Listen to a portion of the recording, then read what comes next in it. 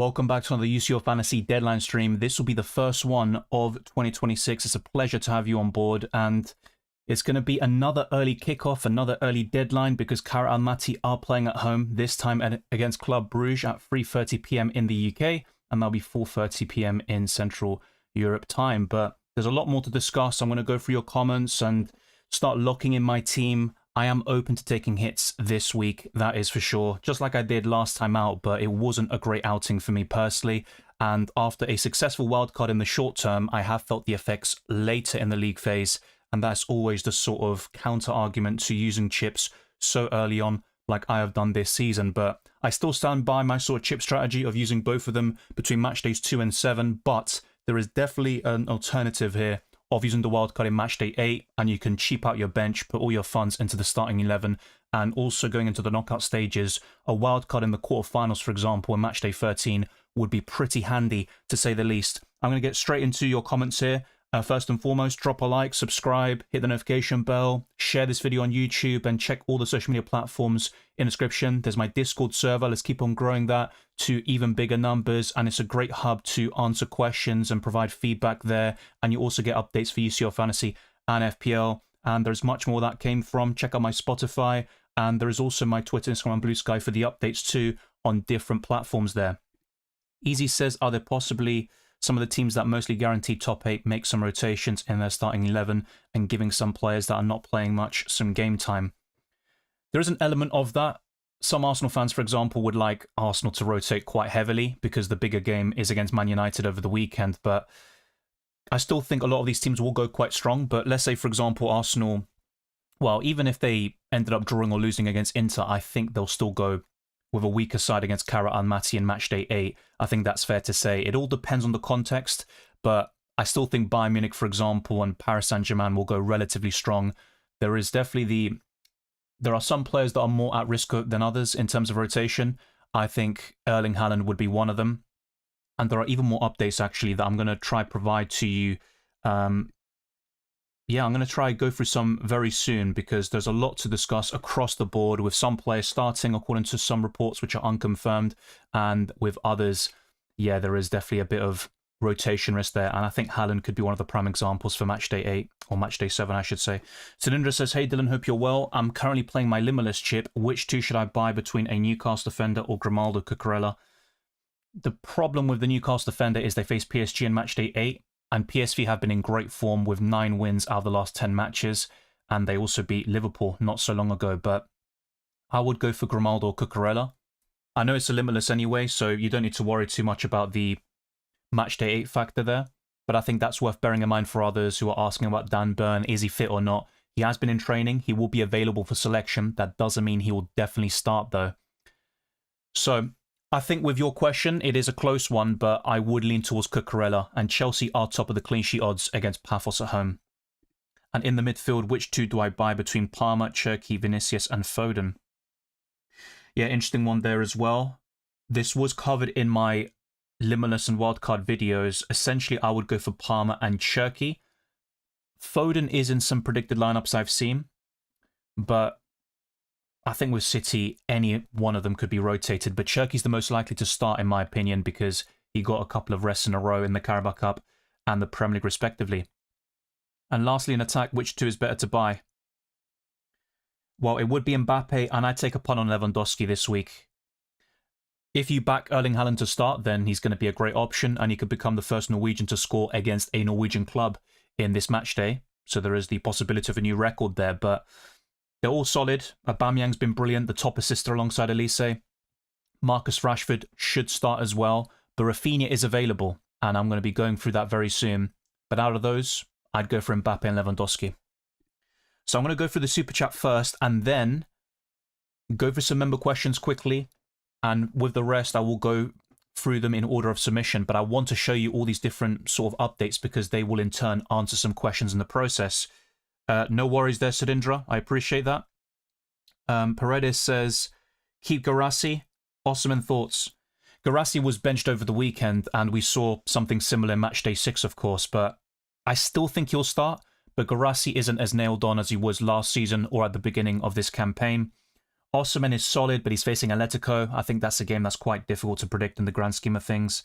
I need to attack the extra 40 points in 2 match days. Saka out to Elise, Burn out to... Well, Dan Burn is in training. Whilst I don't think he'll start, I think it looks a bit more optimistic when it comes to Newcastle and Dan Burn in particular. Koundé isn't an amazing option for me in terms of clean sheet potential because Barca, despite their recent winning run of 11 consecutive wins, that came to an end against Real Sociedad on Sunday night, but they just tend to concede the odd goal or two and they're not the most solid defensively. Chelsea defender, Cucurella is probably the safest, and Chalobah offers great value at 4.4, so it's unlike FPL where it costs 5.5 million, but it's a good question. I do like some of these debates here.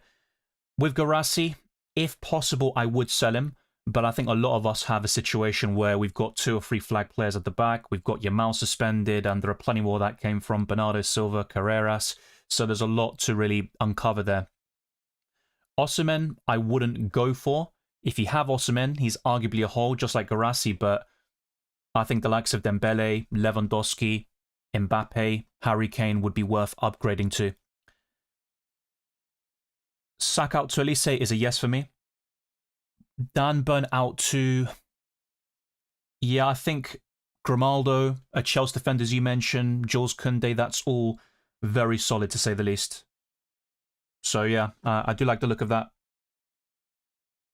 I'd probably go for Koundé, also bearing in mind Matchday 8, where Barcelona face Copenhagen at home. Well, the best Limitless team was covered in one of my videos yesterday. I will provide update versions later on, especially with the wildcard. I think a few things have changed a little bit over the past 24 hours, so it's probably worth going to that again. But let's go to the member questions. Thank you, Ahmed, for gifting 5 memberships. That's really kind of you. So we've got new members here in Baraf, in Ayushi, User SZ, Coffee43, and Marcus Phipps. Enjoy the memberships there for an entire month. Would you transfer out Yamal or Wanyeri? I transfer out Wanyeri. Well, to be fair, they're both sellable anyway. Yamal is much more expensive. He's back for Matchday 8. It's only a 1-game ban, but yeah, Wanyeri is actually on the verge of joining Marseille on loan. That just broke before the deadline stream started, but I would rather sell Yamal just because you have a lot more in terms of funds to maneuver to your ideal midfielder there. But yeah, I appreciate that, Ahmed. Thank you very much for tuning in and for gifting memberships. Hopefully things are well on your end, and yeah, we can always have a discussion after the stream as well. So yeah, hopefully things are improving. Gnabry will start. I will go through UEFA predicted lineups actually from the website and offer my opinions there. Gnabry isn't exactly a nailed-on starter for me, but yeah, Bayern Munich have a lot of options now. Musiala is coming back. Luis Diaz is back from suspension. Harry Kane and Elise are the sort of standard template picks, but yeah, Gnabry could still get a start. That would be my gut feeling, but I think it's worth going through that in more detail later on. Yeah, I saw that as well, JCCR. So City Extra posted a predicted lineup on their behalf, and they usually relay information more than anything else, but yeah, some City fans would like to see Haaland benched, and Pep Guardiola has mentioned the fact that he looks very tired and he needs a rest. So when Marmoush is back, and that could be a Matchday 8, that's going to be really helpful to Erling Haaland, and we could see rotation there. So yeah, there's a lot to really consider for the last 2 match days of the Champions League phase, and within a week, of course, it will all come to an end, and the next stream will be on Wednesday the 28th. Of course, there will be Matchday 8 content in between with the Limitless. Well, to be honest, with the Limitless and Wildcard, that'll be condensed into one video. I don't recommend using the Limitless in Matchday 8. I've been very consistent on that, and the team selection, of course, will be definitely on the agenda.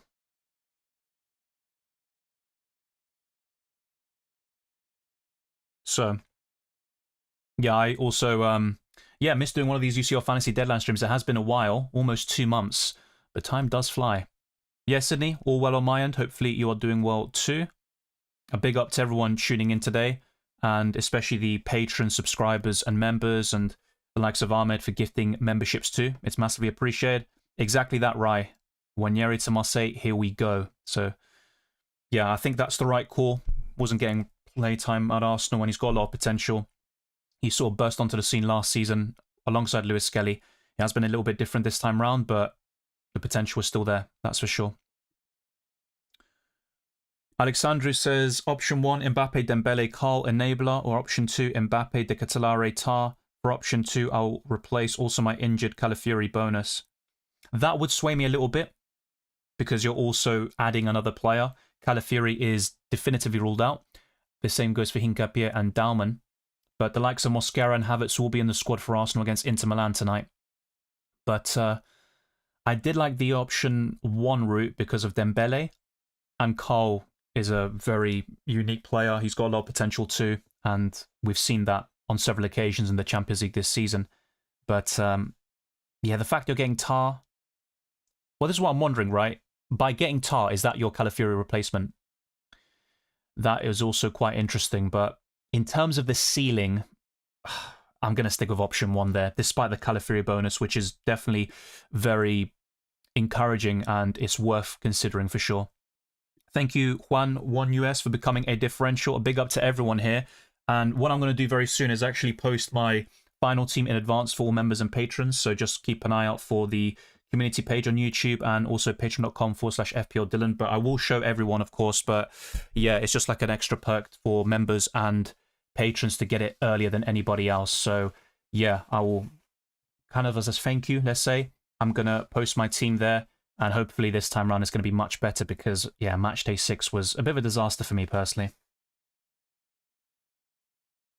Yeah, thank you, Beladi. Yeah, normally I go live a little bit earlier. With work commitments, it was very difficult to do that. But yeah, I will go for the lineup soon. Thanks for reminding me. And we'll see how Kara Amati and Club Brugge have lined up.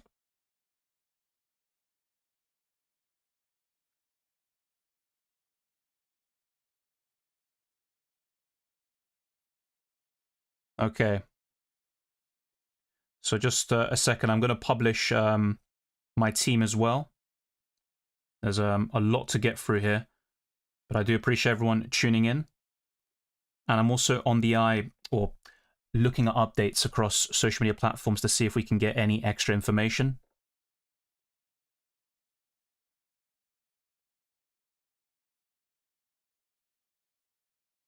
So Marmoush has travelled to Norway. Yeah, I will be going through things like this. I don't think it's a guarantee that Marmoush starts, though, but yeah, I wouldn't be surprised if Haaland was benched. Let me put it that way. And I did mention this in my Limitless video before the Marmoush travelling information came out, actually. Well, the main Barca news is going to be Rafinha. He is available, and that's been confirmed by Barcelona themselves. So let's go through some of this information here. And let's see if I can actually get some of these updates for you that I found this morning. But if you haven't done so already, let's go to the league. There is my mini league here, SEINOF, that's the code. There's an auto-join link in the description. And there is Predict 6, which I'd highly recommend playing. I've been doing it for several years now and showing you my predictions on this channel, even before it was called Predict 6. Inter Milan 0, Arsenal 1, I'm open to changing. And you do have individual predictions within the scoreline. Tottenham 1, Dortmund 1, Sporting 1, PSG 3, Galatasaray 1, Atletico Madrid 1, Bayern Munich 3, Union Saint-Gilloise 0, and Chelsea 2, Pafos 0. And maybe later on, especially after the deadline is closed, I am open to playing the quiz. I tried it out the other day and yeah, it has a lot of potential, so I would recommend giving it a go. There are other games beyond UCL Fantasy, so definitely have a look. These are the updates here. Rafinha is back in training with the group. It is expected he will be ready for the game on Wednesday. And then we see this, Barcelona posting Rafinha, and also an update, which I'm going to provide you very soon, hopefully. Then there is this about Ferran Torres. He is unavailable. So that also pushes the Lewandowski train even further. And for Real Madrid, Arbeloa is set to start Arda Güler tomorrow, who will replace Camavinga, according to Diario AS in Spain. So it is unconfirmed, but it is worth bearing in mind. This is the Inter Milan predicted 11 according to Sky Sports Italia. And if you have seen my videos and streams over the years, you have probably realized by now how reliable they have been when it comes to Inter Milan's lineups. So they're going for Sommer in goal, Bastoni, Akanji and Bisek, DeMarco, Mkhitaryan, Zielinski, Barella and Enrique, with Lautaro Martinez and Thuram up front. Next up is for Bayern Munich. So Lima, Stanisic and Sasha Boy are all out. But Joshua Kimmich, who was a doubt going into matchday 7. He will be fit again to start and could play at right back against Union Saint-Gilloise, so that's worth bearing in mind.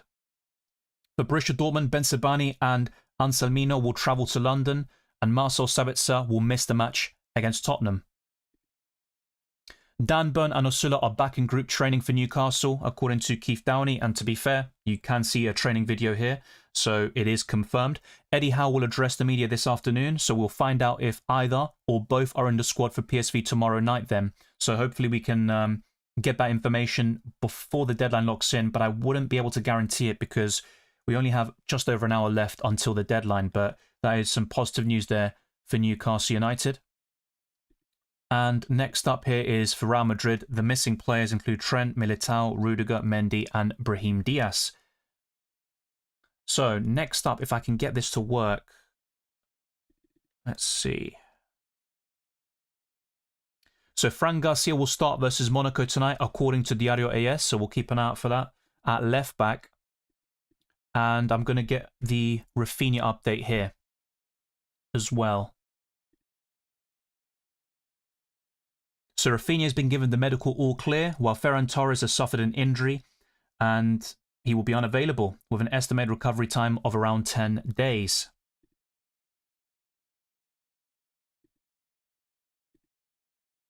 So let's get the other updates on screen here. There's one for Paris Saint-Germain, which is definitely very interesting here.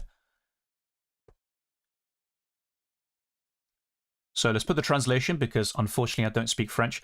Probable PSG lineup to face Sporting this Tuesday, according to L'Equipe. So Chevalier, Nuno Mendes, Bacho, Marquinhos, Zabani, Vitinha, Fabian Ruiz, Zaire Emery, Dembele, Kvaratskhelia, and Doué, which looks extremely strong, to say the least.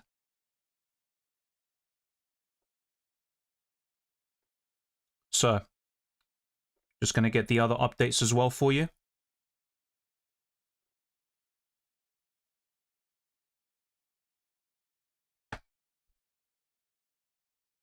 There are quite a few more, and I'm actually transferring them from another device to this one.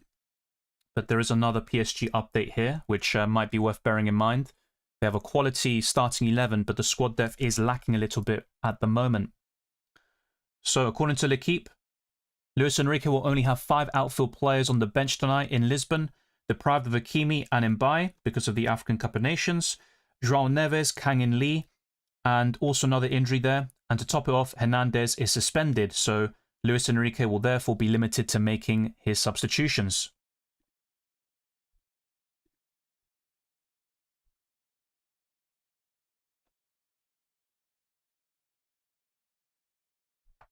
Okay, next up here, I can get this other link.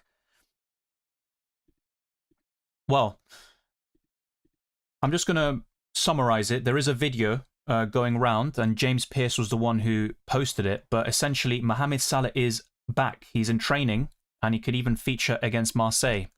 Would I back him to start? If you're asking me personally, I don't think so, but that is definitely a timely boost there for Liverpool. But Konate is back in France for family reasons. It remains to be seen whether he'll link up with the squad in Marseille, and he was talked about in my best wildcard squad, so it is worth talking about replacements for him. And I think an Atalanta defender like Scalvini would definitely appeal at only 4 million. And the last update I want to provide you for now, before I can just show you some different graphics and screens, is about Juventus. And this is about Thuram here. So he will return to the starting 11 against Benfica. Spalletti is yet to decide between Jonathan David and Openda for the striker role. And this was reported by Sky Sports Italia as well. It is also definitely worth having a look at UEFA's predicted lineups here. Now, Kara Almaty against Club Brugge, it's worth just going now to the website and seeing the official lineups, which have been confirmed now for maybe 10 or 20 minutes at this stage. So I'll have a look at that, and we'll go for that first, and then look at all the predicted lineups that we have on offer. So I think at the moment we don't have it. So once it is officially confirmed, I will have a look for sure. But I'll highlight the players who are out, doubtful, and also suspension risks. So for Kara Almaty, Sapayev is out whilst the likes of Arad, Jorginho, and Tuyakbayev will miss the next game if booked.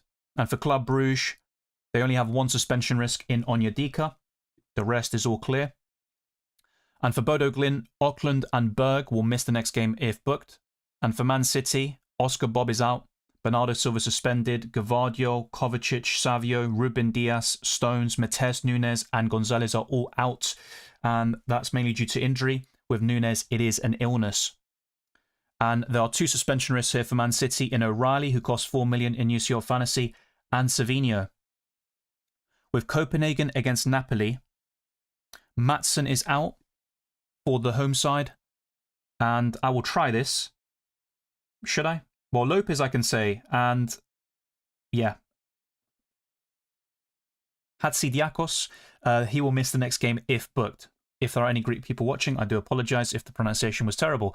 For Napoli, Anguissa, Elmas, Gilmour, Lukaku, Politano, Romani are all unavailable. Neres is doubtful, whilst Lang and Romani are suspension risks. And bear in mind, by the way, it's 3 yellow cards for a one-match ban, like we see with Lamine Yamal, for example. And this will carry over until the knockout stages. And we do see a sort of clean slate in the semi-finals. And we'll talk more about that later in the season. For Inter Milan, Kalinoglu, Di Gennaro, Dumfries and Josep Martinez are out, whilst Lautaro Martinez and Mkhitaryan are suspension risks. And for Arsenal, Calafiori, Dalman and the other players, Hincapié, they're all unavailable. And here it's listed that Hincapié is doubtful, but yeah, Arteta, I think in his recent press conference did highlight that he is unavailable. Marino, Norgard and Rice are all suspension risks. And I'll complete the Tuesday games fairly soon at this stage.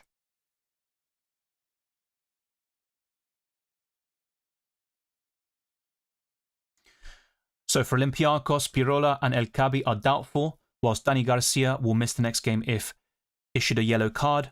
And for Leverkusen, Segir, Flecken, Tapsoba and Teller are all out. And that's where Blazwicz could start for the first time in the Champions League for Bayer Leverkusen. There are no doubtful players there for the German outfit and no suspension risks. For Real Madrid, Trent Alexander-Arnold is out due to injury. The same goes for Militao, Brahim Diaz, Mendy, Rudiger and Rodrigo. With Diaz, of course, the African Cup of Nations plays a massive part. And Carreras is suspended. And for Monaco, Minamino, Hradecki, Pogba, Mawisa and Salisu are all out. Mitchell is doubtful and Golovin and Salisu are suspension risks. For Sporting against PSG, Quaresma, Cuenda, Hoylmund, Ionadis, Nuno Santos, Diomande and Pedro Gonçalves are unavailable. And there are 2 suspension risks, including Pedro Gonçalves and Araujo. For Paris Saint-Germain, Hernandez is out due to suspension. Kangin Lee, Safonov, Injantu, Hakimi, Mbai and João Neves are all out. And Nuno Mendes is a suspension risk. If he is booked in matchday 7, he will miss the final game week of the league phase.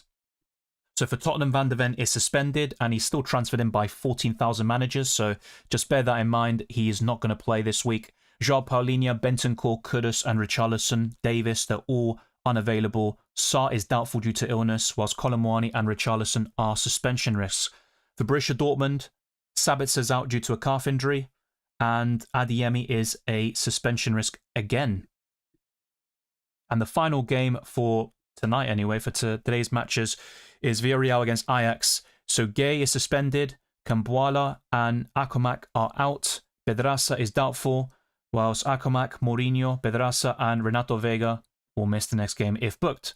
And for Ajax, Berghaus, Tomiyasu and Weghorst are unavailable, and Bass, Gay and Weghorst will miss the next game if booked. So we're now on to the Wednesday games.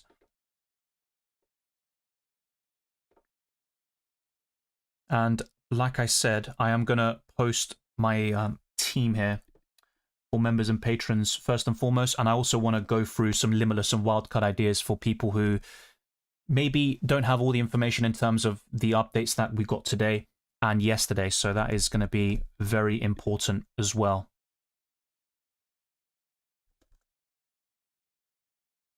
So I'm just going to post that as well. And then go through member questions, go through super chats, and then, of course, all the other questions in order of submission. So yeah, that will all be covered here.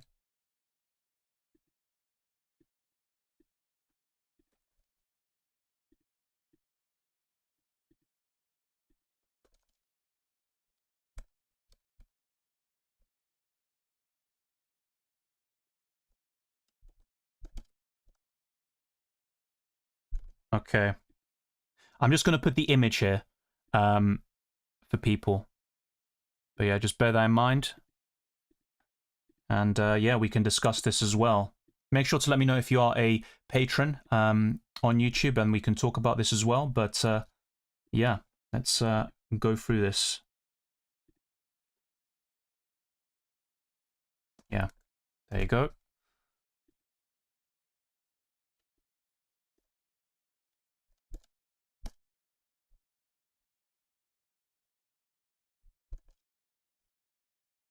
Okay.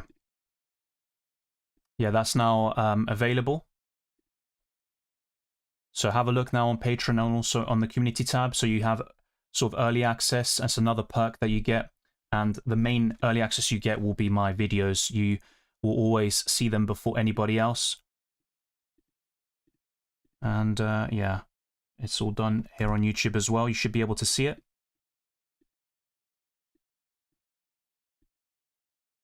Okay, so that is done. Let's go through the Wednesday lineups first, and then it's going to be going for all your questions quick fire. So for Galatasaray, Balaci, Sara, and Unyai are out. Singo is doubtful, whilst Davinson Sanchez and Jacobs will miss the next game if booked. For Atletico Madrid, Lenglet and Gonzalez are unavailable, and Lenglet and Lenormand are suspension risks. For Karabag, Caddy is out. Silva and Medina will miss the next game if booked. For Frankfurt, Burkhardt, Chandelier, and Baum are unavailable, whilst Christensen, Larson, and Goetze are doubtful. For Atalanta, Jim City and Belanova are out. De Roon and Musa are suspension risks. And for the away side, Athletic Club, Laporte is out due to a thigh injury, and that is even a difficult name for me, despite speaking Spanish. Jair Guizar, he will miss the next game if booked. For Chelsea versus Paphos, Colwill and Lavia are out. Esteval, Tosin Adarabioyo, Gusto, Gittins, and Isugu are doubtful, whilst Andre Santos will miss the next game if booked. For Paphos, João Carreira, Goldar, and David Luiz are doubtful, while Suncic will miss the next game if booked. And for Bayern Munich, Lima, Bowie, Jackson, and Stanisic are unavailable. And for Union Saint-Gilloise, Schufs is out due to illness, whilst Burgess has an illness, but he is doubtful. Burgess, David, McAllister, Niang, and Van der Peer will miss the next game if booked. So for Juventus, Ruhi, Rugani, and Vlahovic are unavailable. Cambiasso and Cabal are suspension risks. For Benfica, Bar, Lukebakio, and Rios are not going to feature in Matchday 7, and Lukebakio and Otamendi will miss the next game if booked. So for Newcastle, it is worth bearing in mind that Dan Burn is not officially ruled out yet, but hopefully Eddie Howe can provide an update before the 3:30 p.m. deadline locks in the UK. But Cher, Jacob Murphy, Kraft, and Livramento are unavailable. Osula and Dan Burn are doubtful, whilst Byrne, Jolinton, and Chow are suspension risks. For PSV Eindhoven, Saibari is suspended. Plee, Olij, Bodu, and Pepe are unavailable. Saleh-Eddin is doubtful, and Gasarovski will miss the next game if booked. For Marseille, Agerd is doubtful due to fitness, whilst Agerd, Belerdi, and Pavard will miss the next game if booked. For Liverpool, Bradley and Isak are unavailable, whilst Bradley and Jones are suspension risks. And finally, Slavia Prague against Barcelona. Holles and Dodera are doubtful. Imboji is going to miss the next game if booked. And for Barcelona, Yamal is suspended. Gavi and Christensen are unavailable. Pedri and Ferran Torres are doubtful. But Rafinha could start in Matchday 7, and he is one of my favourite options to replace Lamine Yamal. And it's going to be between him, Vitinha, and Elise. And because I have so many problems at the back, that's where I could change a little bit. And if we got reports from Eddie Howe and also from journalists kind of indicating that Dan Burn will start or that he's going to be in the squad, I might even be tempted to keep him, and I can focus my transfers in other positions. But the suspension risks for Barcelona are Casado, De Jong, Fermin Lopez, and Gerard Martin.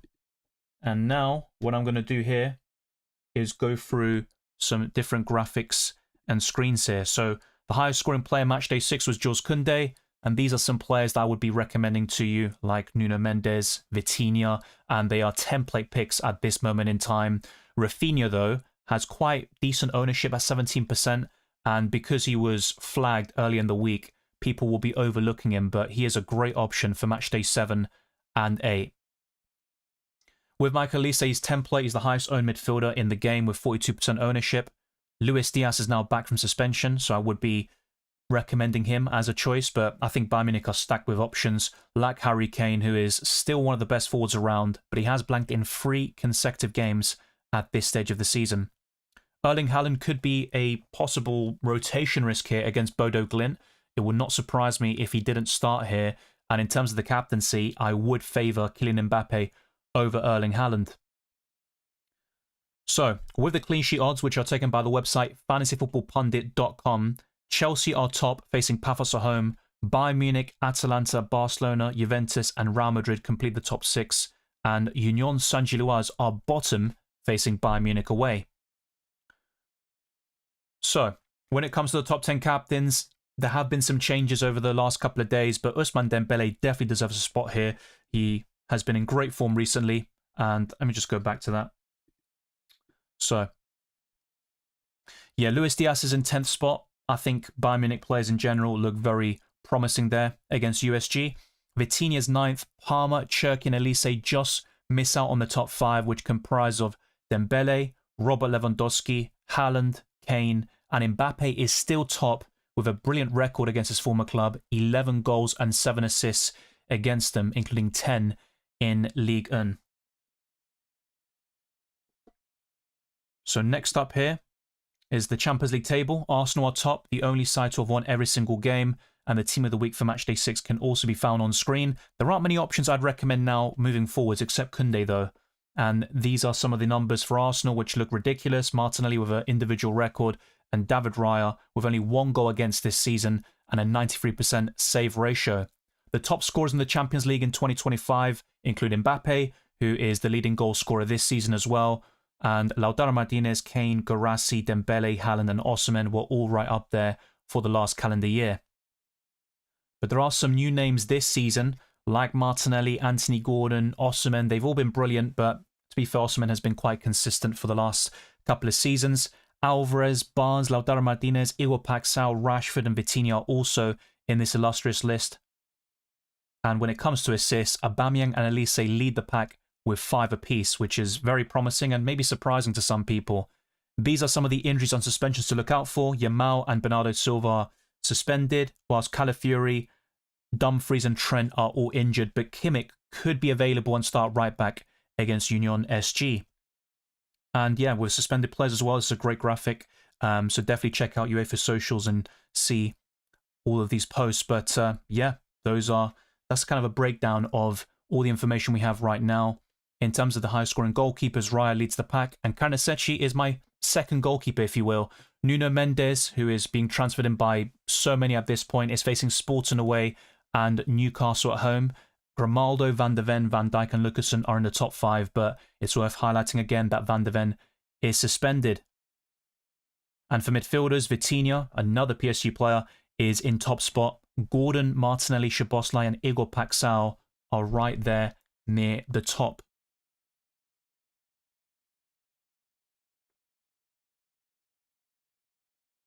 And when it comes to forwards, Mbappe, Aubameyang, Osimhen, Kane, and Haaland are in the top 5.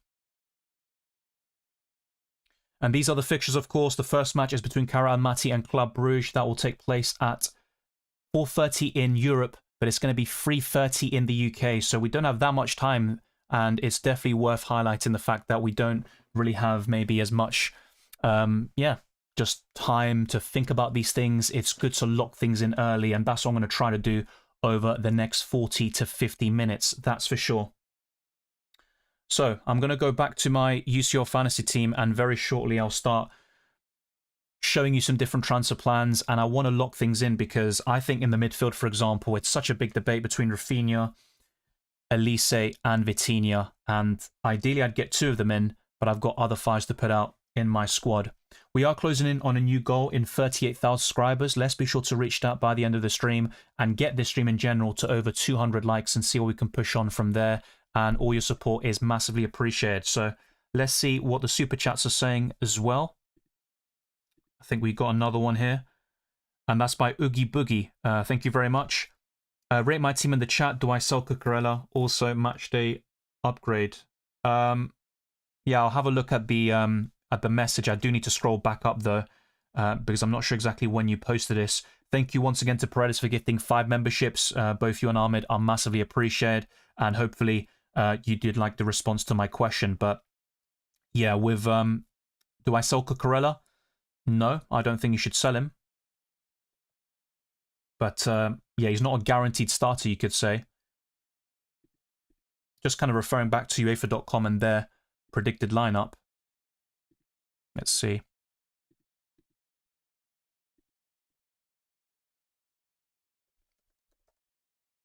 Yeah, Cucurella is expected to start. I wouldn't be selling him against Paphos, and Chelsea are top of the clean sheet odds. So, not for me. ¿Debería cambiar a Saka por Olise y perder 4 puntos? Creo que no. Me gusta mucho Olise, pero para mí Saka va a empezar el partido. Y yo sé que Inter Milán tiene una muy buena defensa, pero no creo que vale la pena hacer un -4. Fair enough, Twisted Parky. Yeah, for the last 2 match days, it has been the same case, of course, with the early kickoffs at 3:30 p.m. in the UK. Yeah, I'll try to do that very soon with the Limitless. Just, yeah, wait a little bit longer. Keep Yamal or burn? I'd rather keep burn, I guess, just because by selling Yamal, you can go to Rafinha, and these players with a high ceiling, that includes Elise and Vitinha as well. I think you're a bit more limited in the defensive line personally, but there are still plenty of options which I've highlighted in my videos. Welcome, Gamer Fanatics. Good to see you. Let's see if I can find this message from the Super Chatter. So yeah, if not, just copy and paste it in a normal message, Oogie Boogie, and I'll see it, and we can go through it, because right now I'm scrolling and I literally don't see your message, so it might have already gone by, to be honest. So just copy and paste it, normal message, and we can talk about that. James or Guerrero, what do you think? Yeah, both of them could start this week, but they are quite risky picks when it comes to minutes, to be quite honest with you. My gut feeling would say Reece James. It's possible that Haaland will be rested, yeah. I couldn't guarantee 100% either way, though. Haaland or Mbappe? Mbappe for me. Hi, Dylan. Would transfer Thuram to Dembele? Yes, I like that transfer a lot. Another forward to consider is Robert Lewandowski. I think Carl's a decent pick, and it's a nice facilitator and enabler for your UCL Fantasy team, so I do like the look of that. Yeah, Rafinha is definitely a good pick for this week. I talked about him a lot in my videos, but back then it looked less likely that he would feature. Now it's been confirmed by Barcelona themselves that he will be available. Cherki against Yildiz. I prefer Cherki this week. Can't really get Mbappe in. Yeah, exactly the same for me. Ideally, I would have got him in and captained him this week, but yeah, it's not an ideal situation. If I had the Limitless, I would 100% be using it now. I think it's the best time to use it from now until the end of the season. And yeah, with Mbappe, his ceiling is still very high against Monaco. There were reports by, I think, Diario AS suggesting that he could be benched in the Champions League, but I don't think that'll be the case. If anything, Erling Haaland is more likely to be rotated.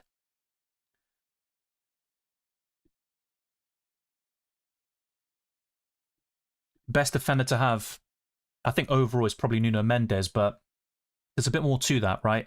I think Gabriel going into the knockouts will be very solid, but I think he'll be benched against Kara and Mati, especially if someone like Hincapié or Calafiori are available by them. And this week it's Inter Milan away, and Arsenal aren't even in the top 6 for the clean sheet odds. So you're looking at Nuno Mendes, Jules Koundé.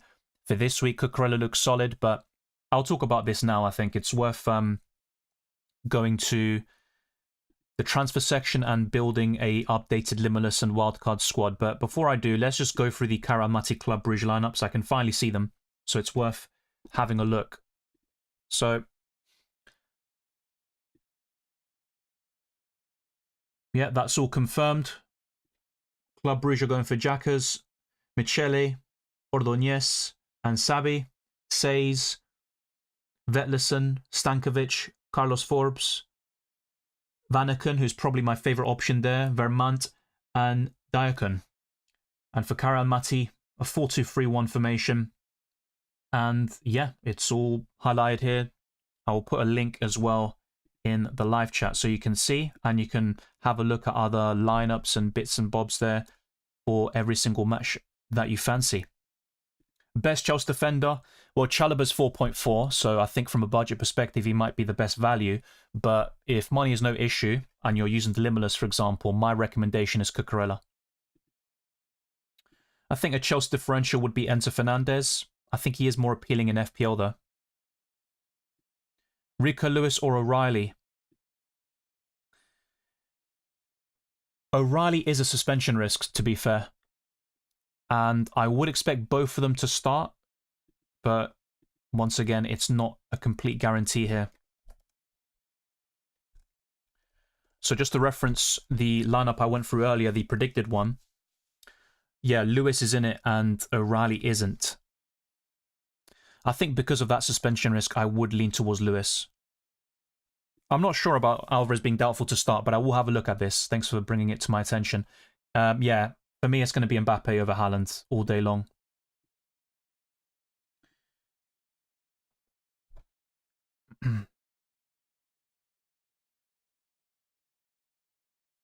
Yeah, so with these transfers here, Juan, you've got a good squad. I wouldn't be going for Wirtz, though. I think to replace Lamine Yamal, and you've got Rafinha already, which is fair enough, and you've got Elise. Well, to be fair, you've got Vitinha as well. You've got three of my favourite options to replace him.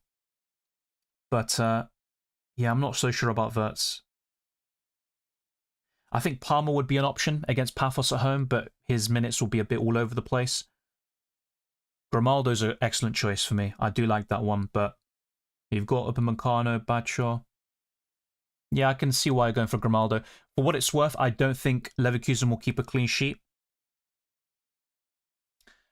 against Olympiacos. But, yeah, I think overall, it's a good setup. And I can understand why you're looking at those transfers. I think selling Yamal is the right thing to do, but I would reconsider Florian Wirtz there. Yeah, I think Timber will play. And honestly, I think Arsenal will go quite strong. Okay, so I'm going to go through this super chat and also Oogie Boogie's team. Yeah, so I'm going to go through those two. And then afterwards, well, there's another super chat here by Aranya. So once I'm done with those, yeah, I'll go back to your questions shortly afterwards because I want to do quick fires and then go through Limitless and wildcard squads too. But Sid says, Garassi, Yamal, Adeyemi out for Mbappe, Elise and 6.9 million midfielder suggestion, or Mbappe, Rafinha and 5.8 million suggestion. Okay, that's fair enough. I'd probably favour the first option and then go for the 6.9 million option in the midfield. But yeah, it's a close one. Now, I did talk about several midfielders at that sort of price point, like Szoboszlai. Igor Paxao is still decent, but I think he'd be less tempting now, and I sold him fairly recently, actually. I believe it was in Matchday 6. But yeah, very interesting question here. I do like Rafinha a lot, but then I think you're more limited when it comes to the 5.8 million and under midfielders, to be honest. So, yeah, Mbappe, Elise, and someone like Szoboszlai, I think, would work really well in your team. You might even want to go for Fermi Lopez to cover Barca's attack if you back him to start there against Slavia Prague. So maybe Fermi Lopez or Yildiz would be my final recommendation for the first set of options that you talked about. Oogie Boogie says 2 free transfers and 0.6 in the bank. Milinkovic, Savic, Rulli, Kalulu, Lewis Skelly, Nuno Mendes, Cucurella, Grimaldo, Elise, Carl, Kvaratskhelia, Rafinha, McTominay, Kane, Haaland, El Gabi. Bit of play upgrading El Gabi. Yeah, so I think it is worth selling El Gabi. He's doubtful, and I think there are much better forwards elsewhere. With Erling Haaland, there is a slight concern about him starting the game or not. You've got Rafinha and some interesting options like Elise in the midfield, and even Carl and Kvaratskhelia are quite solid. McTominay is still in my thinking for the best midfielders, so I like the look of that. Yeah, Lewis Skelly, though, I think he's a sell. I think it could be Ben White on the right and Timber on the left again, even though Timber hasn't been as impressive recently on that flank. But yeah, looking at your squad and then also what you said earlier. So do I sell Cuckoo and also Matchday upgrade? Okay, so let's have a look. Again, yeah, so with this one, definitely not sell Cucurella. If you were to sell a defender, it's Lewis Skelly for me. With the goalkeepers, it's not ideal, but I'd probably stick with what you have for now and just focus your transfers on the outfield positions. I think selling El Kabi makes sense. You've got 0.6 in the bank.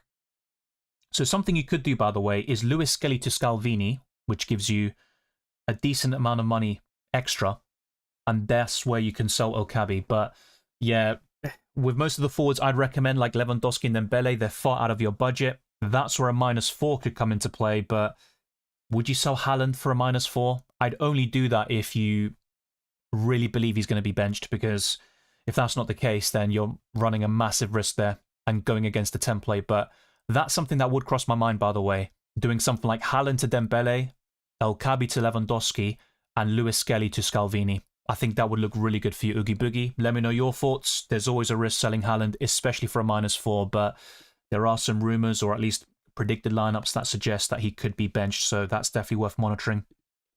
Nahal says Yamal, Gusto, Osimhen to Elise, Grimaldo, Lewandowski for a -4. I like the look of that. They're all highlighted in my Limitless video, and in the updated version I'm going to show you in a couple of minutes' time, it's going to be pretty much more of the same thing. So you're not going to find me complaining at all. Other midfielders to consider are Vitinha and Rafinha for me. Those are the sort of free priorities in that position. With Grimaldo, I don't think the clean sheet chances are that high, and I think Chelsea might be worth covering against Paphos at home with Cucurella, but Grimaldo has far better attacking potential, in my opinion, with 8 goals across all competitions this season, and I think 2 goals over the last 4 matches. So yeah, Grimaldo's a good pick, and Lewandowski hasn't really returned well this season in the Champions League, but his minutes have been a bit all over the place. I think he will start against Slavia Prague, and in terms of the all-time Champions League goal scorers, he's third behind Messi and Ronaldo. Aranya says Haaland, Garassi, Mbappe, Fermin Lopez, Yildiz, Saka, Elise, Yilmaz, Bacho, Gabriel, Van de Ven, Bensabani, Byrne, Raya, Karnasechi. 1.7 in the bank, 2 free transfers. Okay, so I'm just going to highlight the players that you should be concerned about. Some of them you already know, like Van de Ven, he's suspended. Haaland might not start. I think that's a possibility here. Even with Garassi, some people are a bit uneasy about him starting against Tottenham, but I think he will.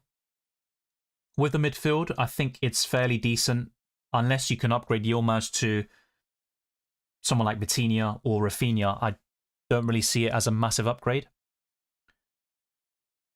So I'll be honest, looking at your squad, Dan Burn is in training, so there is a chance he features in some capacity, but I don't think he'll start for what it's worth. I'd be open to selling Van de Ven here. Bensabani is going to travel to London, and that's something I talked about earlier. But yeah, Van de Ven is the clear sell for me. Then it becomes quite difficult in terms of how to use your second transfer.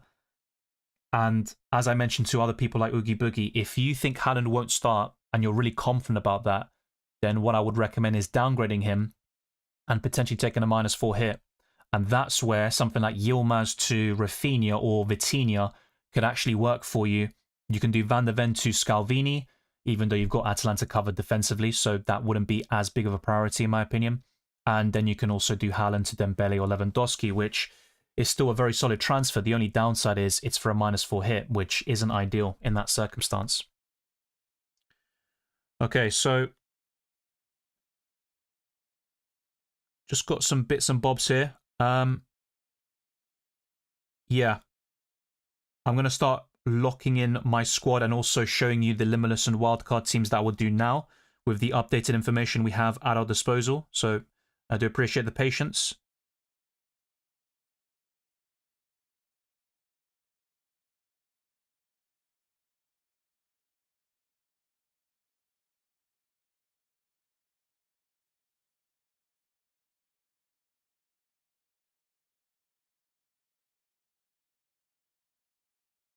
Yep, thank you very much, Cooker. Good luck to you as well. Palmer, yes, he was covered a lot in my Limitless video, but Yeah, this squad has been shown quite a lot at this point. Let's get out of there. Palmer would definitely be a consideration for me with the captaincy and when it comes to the Limitless chip. Maybe less so with normal transfers and the wildcard. But let's start with that one, the wildcard chip. Yeah, I think Karnaseci and Milinkovic-Savic, I'll stick with that goalkeeper duo. I'm just going to refer back to the teams I made and make some tweaks here and there. So let's have a look. So Karnaseci and Milinkovic-Savic, I'll stick with that. Gabriel's an interesting one. There is definitely a case to sell him. And I would go for Koundé. I think Scalvini would be the pick over O'Reilly this time. And instead of Kanate, that would also be changed. So I'm going to leave that open for now. I would go for Rafinha, Vitinha,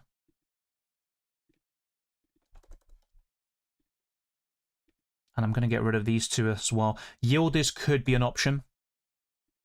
And the same goes for Elise.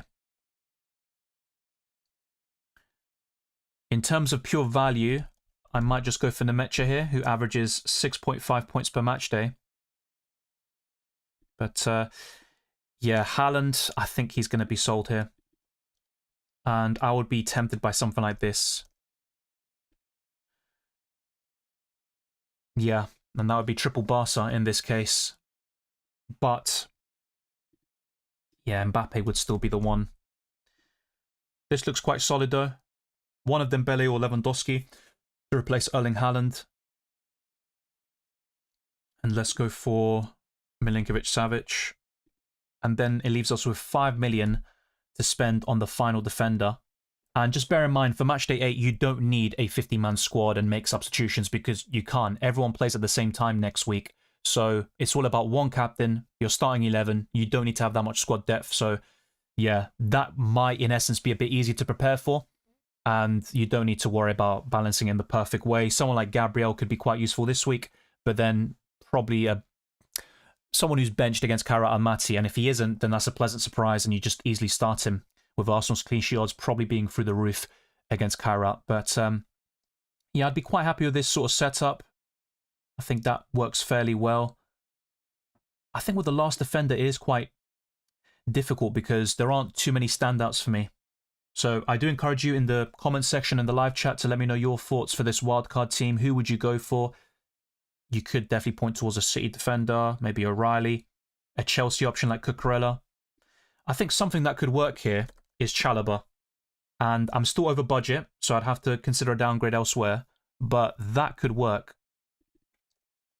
And that's where Lewandowski could also make this possible. I can then do Chalobah to Cucurella if needed. So yeah, that would work fairly well, in my opinion.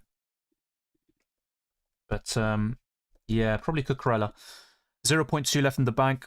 I think that's a pretty solid wildcard squad, and there are some improvements compared to what I talked about yesterday because we have more updated information here. Kanate, for example, it looks like he will not feature against Marseille. Okay, with the Limitless, this is where people will probably get very interested here.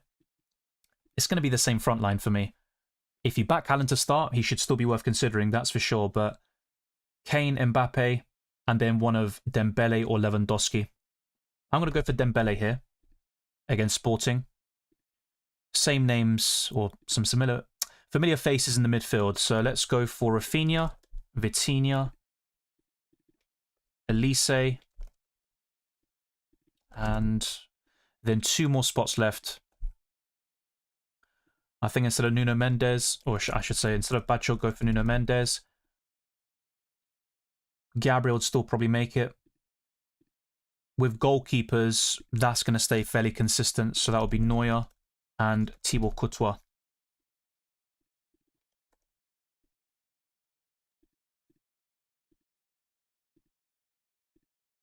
Okay. I wouldn't even mind going for any Atalanta defender here. And that could be Scalvini. I think in this case, yeah, it could be Sappacosta or Kusunu. I'm going to go for Sappacosta here. And then we've got 2 spots left for the defensive line and midfield. So, Grimaldo And I think the last defender would be Koundé.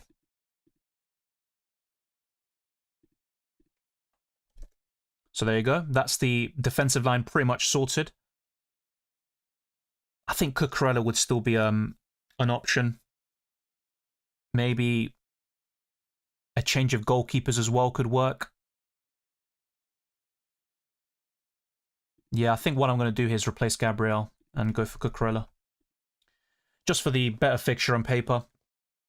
I think that is pretty solid. And then it comes to the midfield. So remember, with the Limitless, it's one match day only, no budget restrictions. Then your team reverts back to how it was before you activate the chip. And you will only have 2 free transfers after activating the wildcard or Limitless for the following match day. And that is how it is for the league phase. We do get different transfers and factors going into the knockouts as well, which will all be covered on this channel. And in my earlier content this season, you also saw a breakdown of all the rules and the ways of playing this game. So here it gets very interesting with the midfield. McTominay is an option. I think Ray and Cherky would also be quite encouraging. I'm going to go for Cherky. I back him to start here, which is always risky.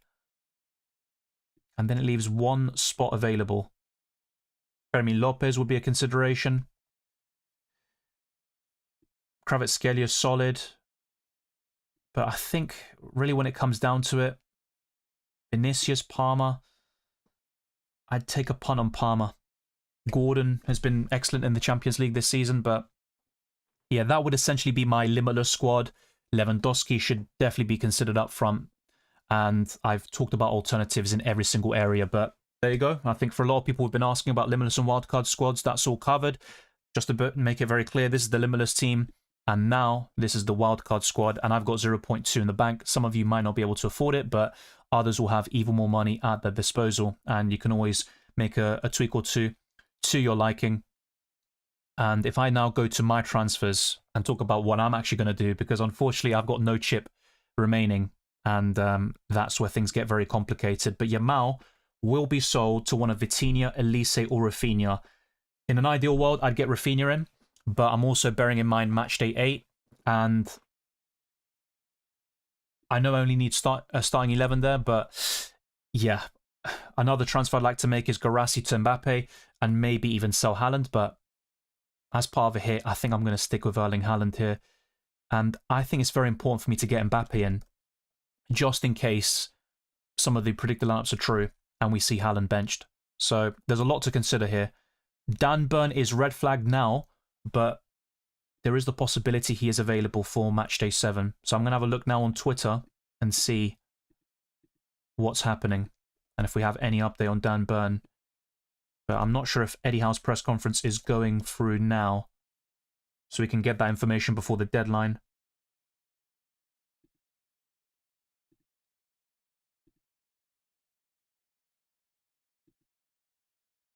Yeah, I don't think we've got any updates just yet. As for Malo Gusto, that's another one that I'm looking at. But he was in training, I think. Yeah, he's back in full training, and there were images yesterday. So yeah, Rosenau confirmed that Gittins, Esteval, and Gusto are all back in training. Tosin is out for a few weeks with a hamstring injury. Okay, so that is breaking. That's the thing, both Gusto and Burn, I might sell them and they end up starting in the end, so there's quite a lot to think about here.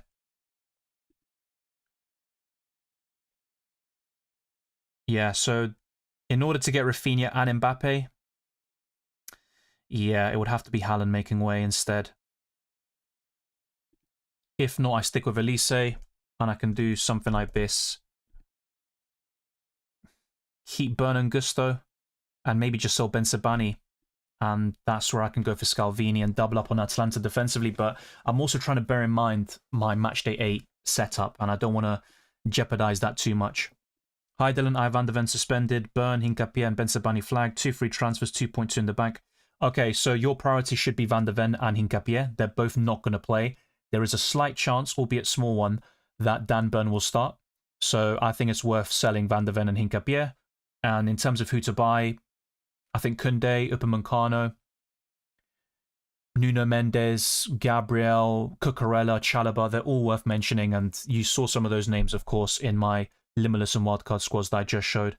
Yeah, I think Carlo is worth getting in the midfield, but that's more so to fund other moves. The priorities for me in this position would be Rafinha, Vitinha, and Elise. With the wildcard next week, you can essentially turn that into a Limitless, where you cheap out your bench and then put all your money in the starting 11. But the reason why I talk about using that chip earlier, the Limitless, is because that is going to be the main appeal, where you have an expensive bench, you've got some big hitters coming on, and you can really boost your chances of scoring a lot of points. Yeah, I think Ben Sebaini is a sell in an ideal world, but unfortunately, just like me, I've got so many injury problems and suspensions that I might have to sort of keep him and hope he starts and gets some minutes. But I think in the grand scheme of things, yes, he is a sell. Yep, Mbappe should start. There were some different reports on Friday, but I'm not sure how reliable they are. Musiala has better odds to score or assist over Elise. The problem is, though, Elise is more likely to start, and the minutes will definitely impact that. Musiala is a quality player, but I still think Elise would be backed by most of the odds and bookmakers. Haaland starting, I'm not entirely sure about this, to be honest with you. And that's why I would like to get Haaland and just captain him. Yeah, Marino is a sell. Limitless now, so I can keep Zolis in my team.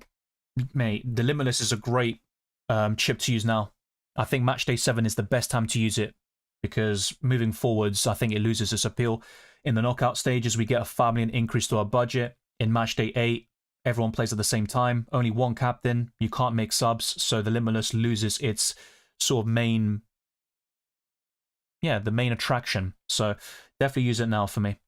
Reece James, do you think he'll start tomorrow? Not sold on this one with Reece James. Gusto is back in training, so that's a boost for Chelsea. Yeah, I think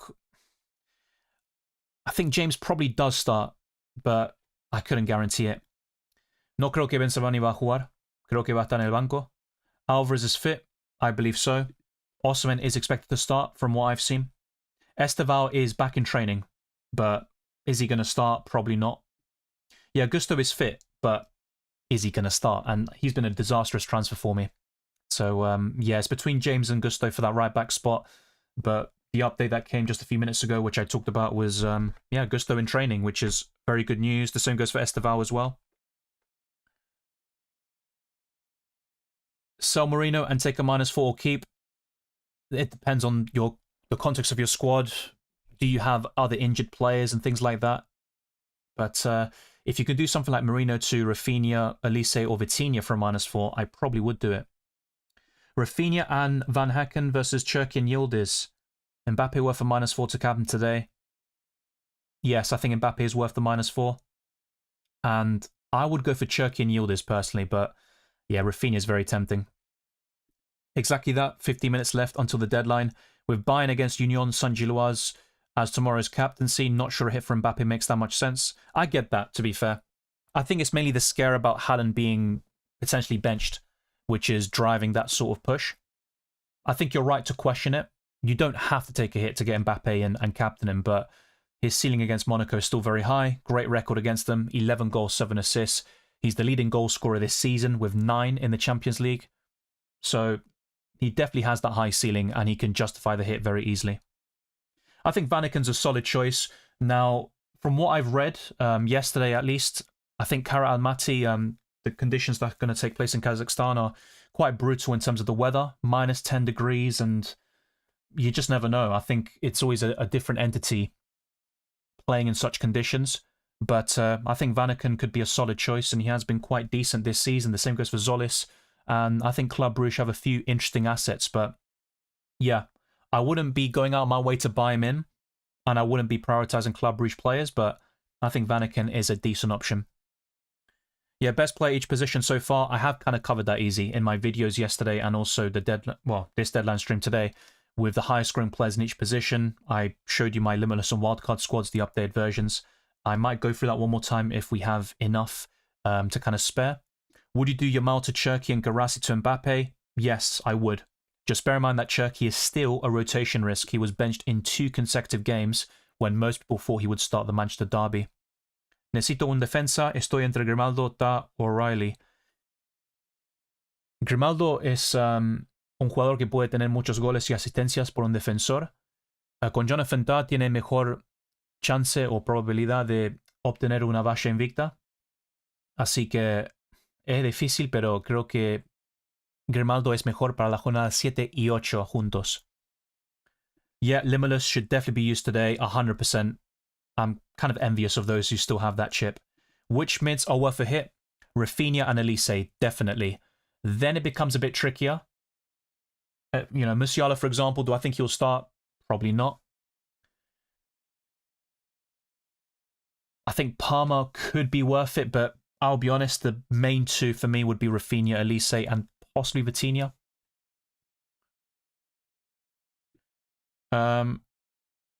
Yeah, so 21 degrees. Okay, fair enough. It says empty. It's just something I read yesterday. Maybe it's worth having a look again. Best defender to buy. I have Mendes already.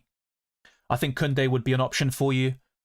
And yeah, this has literally been talked about throughout all of these podcasts. So this is my wildcard squad. These are some choices for you to consider. And with the Limitless, you can also see some familiar faces. I think for this matchday, Cucurella looks solid. For both matchday 7 and 8, one of Kunde or Grimaldo should do the trick. Okay, so I'm going to try to lock in my team fairly early. But yeah, it's going to be a big challenge, to be quite honest with you. So let's go through the member questions as well. Hopefully I've answered all of them. Sydney says, best defender and midfielder replacements for Dumfries and Wanyeri. I have 12.1 in the bank. Nuno Mendes, which would leave you with, well, not too much money, to be honest. That's the problem. Yeah, so with 12.1, what I'd probably consider here is maybe Cucurella and one of Fermin Lopez or Yildiz. Yeah, I think you have exactly enough money to do that, if I'm not mistaken. So yeah, I would recommend going in that direction. I wouldn't sell Timber unless you're in a very strong position. You can sell him for free and make an upgrade to Nuno Mendes, Kunde, Grimaldo, etc. But yeah, I don't think Timber will start in matchday 8, and that also depends on availability. And I think Arsenal will rotate heavily against Kara Almaty, but not against Inter Milan.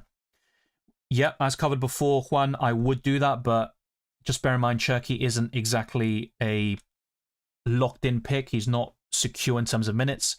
Yeah, Nuno Mendes should play. Lewandowski or Dembele, for me, it would be Lewandowski for matchday 7, but they're both very good picks. I think Palmer will start. Defensa más seguro que juega del Chelsea, Cucurella. Burn is fit. It doesn't mean he's going to start though, but he is in training. He's going to be available for selection potentially, and Eddie Howe's giving his press conference very soon, but maybe we'll get that information after the deadline has passed. Yeah, I think a hit will be taken, to be fair. I would pick Palmer in UCL Fantasy over Enzo Fernandez. Yeah, Nuclear, I covered this question, thank you. Just to reiterate, Rafinha, Vitinha, and Elise. Best captains, it was also highlighted earlier. I'll try to go through it one more time here. So I'm going to go through these different graphics here. And let's actually skip to the end here. So these are the clean sheet odds. Chelsea, Bayern Munich, Atalanta, Barca, Juventus, and Real Madrid are in the top 6. Union Saint-Gilloise are bottom. For the top 10 captains, well, Diaz is 10th, Vitinha, Palmer, Cherki, Elise, Dembele, Lewandowski, Haaland, Kane, and Mbappe. So, yeah, that is the reverse order of the top 10, and hopefully that is useful to you. But that's my sort of ranking. With Haaland, that's with the assumption he starts. I am less sure about that now, and some City fans and also journalists and reports are indicating that Haaland could be benched. So that's definitely worth having a look at. So now to go back to the transfers and lock in the team.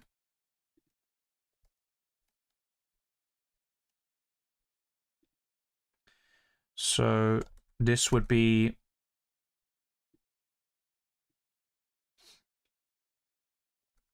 possibly Ben Sabani. So Ben Sabani, Yamal, and Guirassy.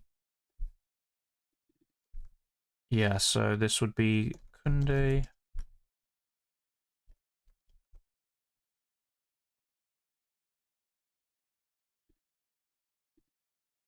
Let's bring this up here. So the Mbappe Elise route would be something like this. 0.4 in the bank.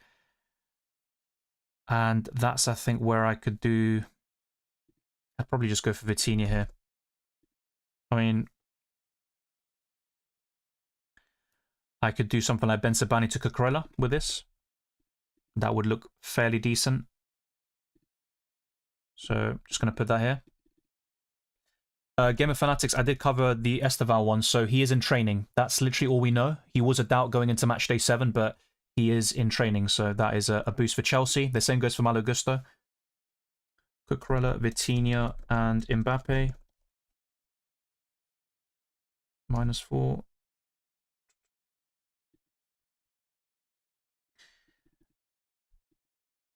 The other option, just going to have this ready just in case, because we literally only got to have 7 minutes left until the deadline, so let's see. In order to get Rafinha, well, I could still do this, Cucurella.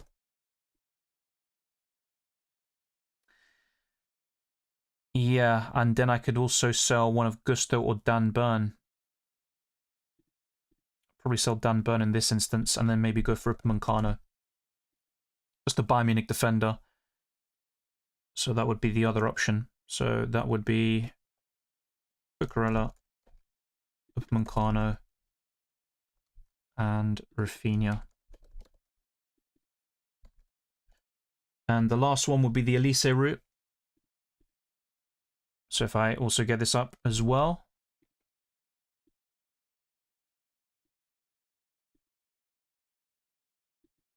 So Michael Elise. And I could do Guirassy to Mbappe as well. And then possibly downgrade. Yeah, one of Burn or Bensabani.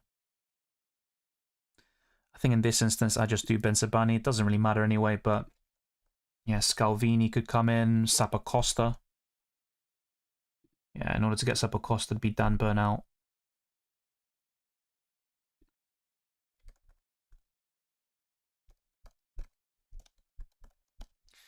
Yeah, in terms of most of the news, I've kind of covered all of them. So updates from earlier today and also from yesterday. Not much that's coming out now except the Chelsea one, which I talked about. Yeah, we do have 5 minutes left until the deadline. Time definitely does fly. Does Foden start? I'm going to go out on a limb and say yes, but I'm more confident in Ray and Cherky, actually. I don't think Olmo will start, no. Would he do Alvarez to Kane or Haaland to Kane? Probably Alvarez to Kane still, but I get why you're asking that question. And with Haaland, I'm not sure if he will start. So this poll is quite surprising, actually. People are saying Cucurella, Vitinha, and Mbappe. Take a -4 for those players. Just bear in mind that I do have a lot of flags in my defensive line, but that could definitely work, that's for sure. So just to kind of give you a bit of context here. So with the Cucurella, Vitinha, and Mbappe transfers, I would be selling Bensabani, Yamal, who's suspended, and Guirassy. And if I do that, just watch Guirassy score. I know how this works. With this one, also buying Cucurella, and then Rafinha, and Upamecano. And essentially, I'd be selling Bensabani, Dan Burn, and Yamal. For the final set of transfers, buying in Sappacosta for Dan Burn, and that gives me enough money to buy Elise for Yamal and Mbappe for Guirassy. But it also means keeping Haaland in all these scenarios, and if I buy Mbappe, I'll be captaining him, as I've been very consistent on all the time. But yeah,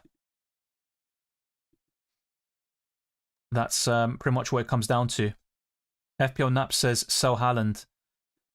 Yeah, it's something really uneasy about selling him for a -4 hit, but I get why that happens. O'Reilly's not in the predicted lineup for from UEFA.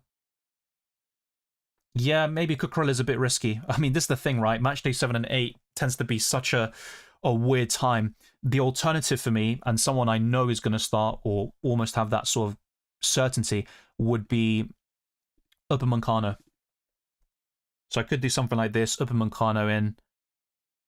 Selling Haaland would be kind of a pain here. I just wish we had more clarity on the Haaland situation.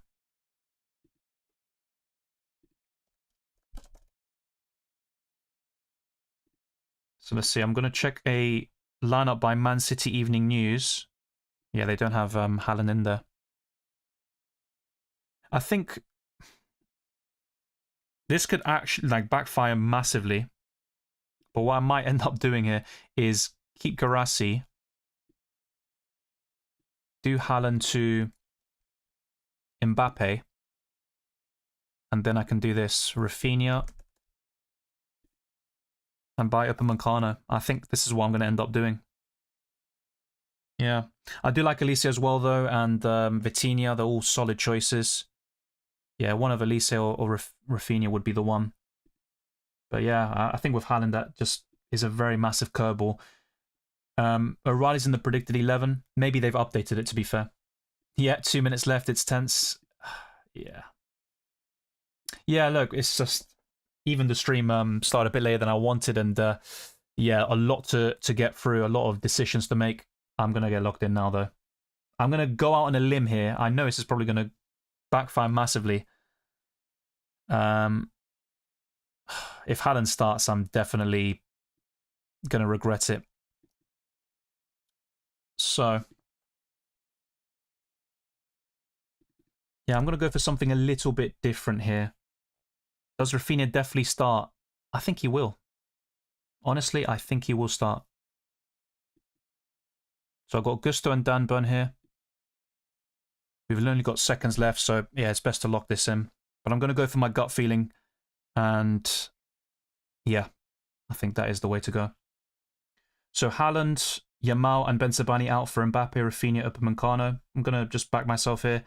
Make sure that you've got the players who feature on the 20th in your starting 11, and make sure to captain a Tuesday player.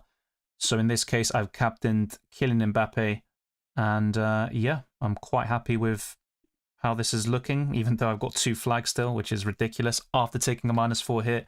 I'm not a big fan of Yilmaz either in UCL Fantasy right now, but there you go.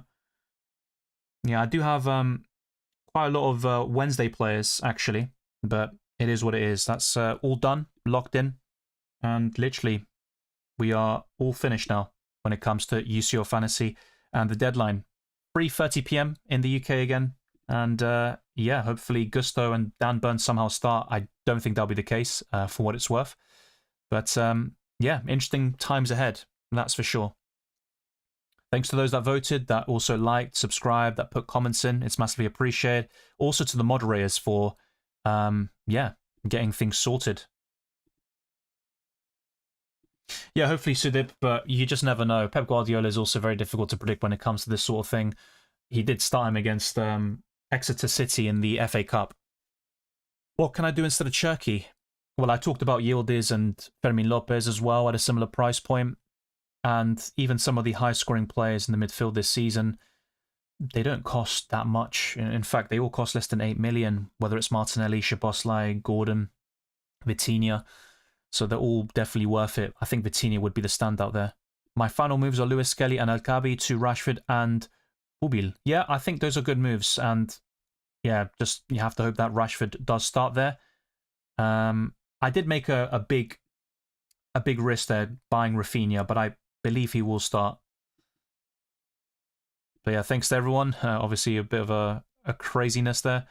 The main Chelsea news was that Gusto, Esteval are back in training, and Tosin's going to be out for a couple of weeks. Yeah, that's what I mean, FPL Napstars. You don't need a bench for Matchday 8. So yeah, it's all about the starting 11 there. But yeah, I'd still want to have a solid platform for Matchday 7. And if Rafinha doesn't start, I would be, yeah, in a precarious situation, to say the least. I'm kind of counting on that one to be the kind of get out of jail free card, if you will. And if Haaland's benched, then I won't regret the decision of buying Mbappe. But if he does score a goal or two off the bench, then maybe I'll feel a bit differently about that. But that is pretty much it. And even my substitutions. I mean, Yildiz and Kanasechi are good options to have off the bench, but if Gusto and Byrne aren't starting, then yeah, it's not looking particularly great. But there you go. The wildcard gave me a lot of progress from match day 2 onwards, but having said that, later down the line, it has put me in a very fragile position, UCL fantasy-wise. Yeah, it might just be a glitch. I don't think it usually happens. I did refresh it just in case. Maybe after a few refreshes it's fine, but yeah. I'm going to go to quiz now and predict 6, because some people will be interested in seeing that. So just to kind of give you my predictions here, Inter Milan 0, Arsenal 1. I might change this. And Arsenal haven't got a good record in Italy recently. They haven't won in the last 5 matches. Tottenham 1, Borussia Dortmund 1. Sporting 1, PSG 3. Galatasaray 1, Atletico Madrid 1. Bayern Munich 3, Union Saint-Gilloise 0. And Chelsea 2, Paphos 0. But I think with the Arsenal one, I might change this to 1-1. Even 0-0. It would not surprise me if that was a goalless draw again. Let's do quiz. If you want to see me make a fool of myself, I did fairly well in a quiz I did the other day. How will I do this time? So let me know if you want to see me do the quiz. Yeah, it's going to be quite interesting to say the least. I think Palmer will start. So just like last season with the knockout playoff rounds, you get unlimited transfers in matchday 9. And you also get unlimited transfers for the round of 16 in matchday 11. So it's all covered in my How to Play UCL Fantasy Guide, particularly the chip strategy video that I made at the beginning of the season. I talk about every single round, how many transfers you get, and the best time to use the Limitless and wildcard boosters. Fair enough, Empty. Fermin will cook. I really hope so. And I would love for Rafinha to cook as well, which FPL Napstar says. Nahal says, Captain Bacho, all the best. I wish you the best with that pick. That's very interesting indeed. Haaland hit volley, header, and penalty before sub-off. Yeah, let's not talk about that. Surely Haaland starts facing Bodo in his home country. Yeah, honestly, at this point, it is what it is. I just hope Marmush somehow starts. Bensabani has travelled to London. I don't think he'll start there. No. Yo creo que Cucurella va a empezar el partido, pero también está jugando muchos partidos y es una buena oportunidad de darle un descanso, así que no me sorprendería tanto. Pero si yo tuviera que elegir la alineación de Chelsea, creo que va a jugar, pero hay dudas de eso, como algunos en inglés dijeron también. Punt on Højlund, given he is playing against Copenhagen, so he has a point to prove. Yeah, people will say the same about Haaland as well. But yeah, I think Højlund, I'm not really convinced about this pick. I know he had some good moments at the beginning of the season, but definitely not to captain him. In terms of as a third striker, it could work, but there's also Dembele, Lewandowski, Mbappe, Kane, Haaland if he starts. I think they would all sort of take priority. I did Kalinoglu, Van de Ven, and Esteval to Rafinha, Vitinha, and O'Reilly. I like the look of that, definitely. Very solid.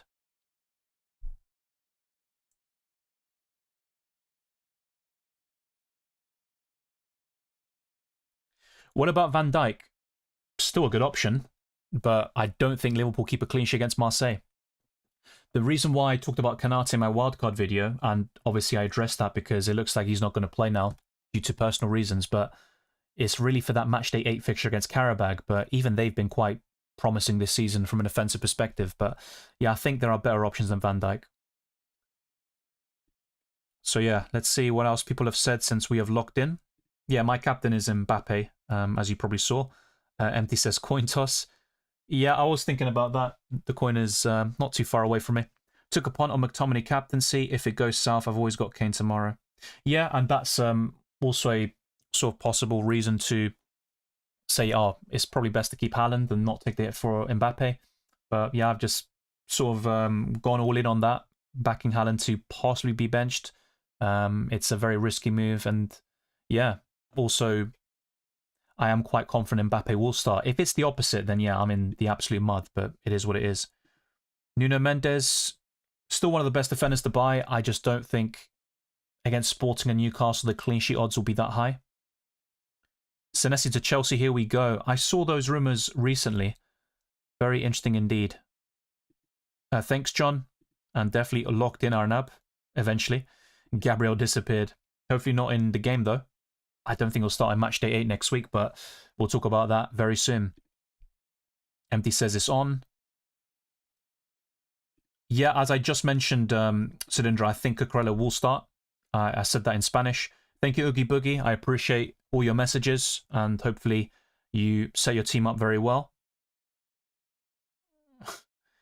Kairat time right now is 8:30 p.m. That's why 2 deadlines are early. Yeah, exactly. We talked about this before, but maybe not ideal for people in the UK, but it is what it is. I think Union scores against Bayern. It's possible. Bayern are still in the top 2 for the clean sheet odds, but yeah, if that happens, of course, it won't be great.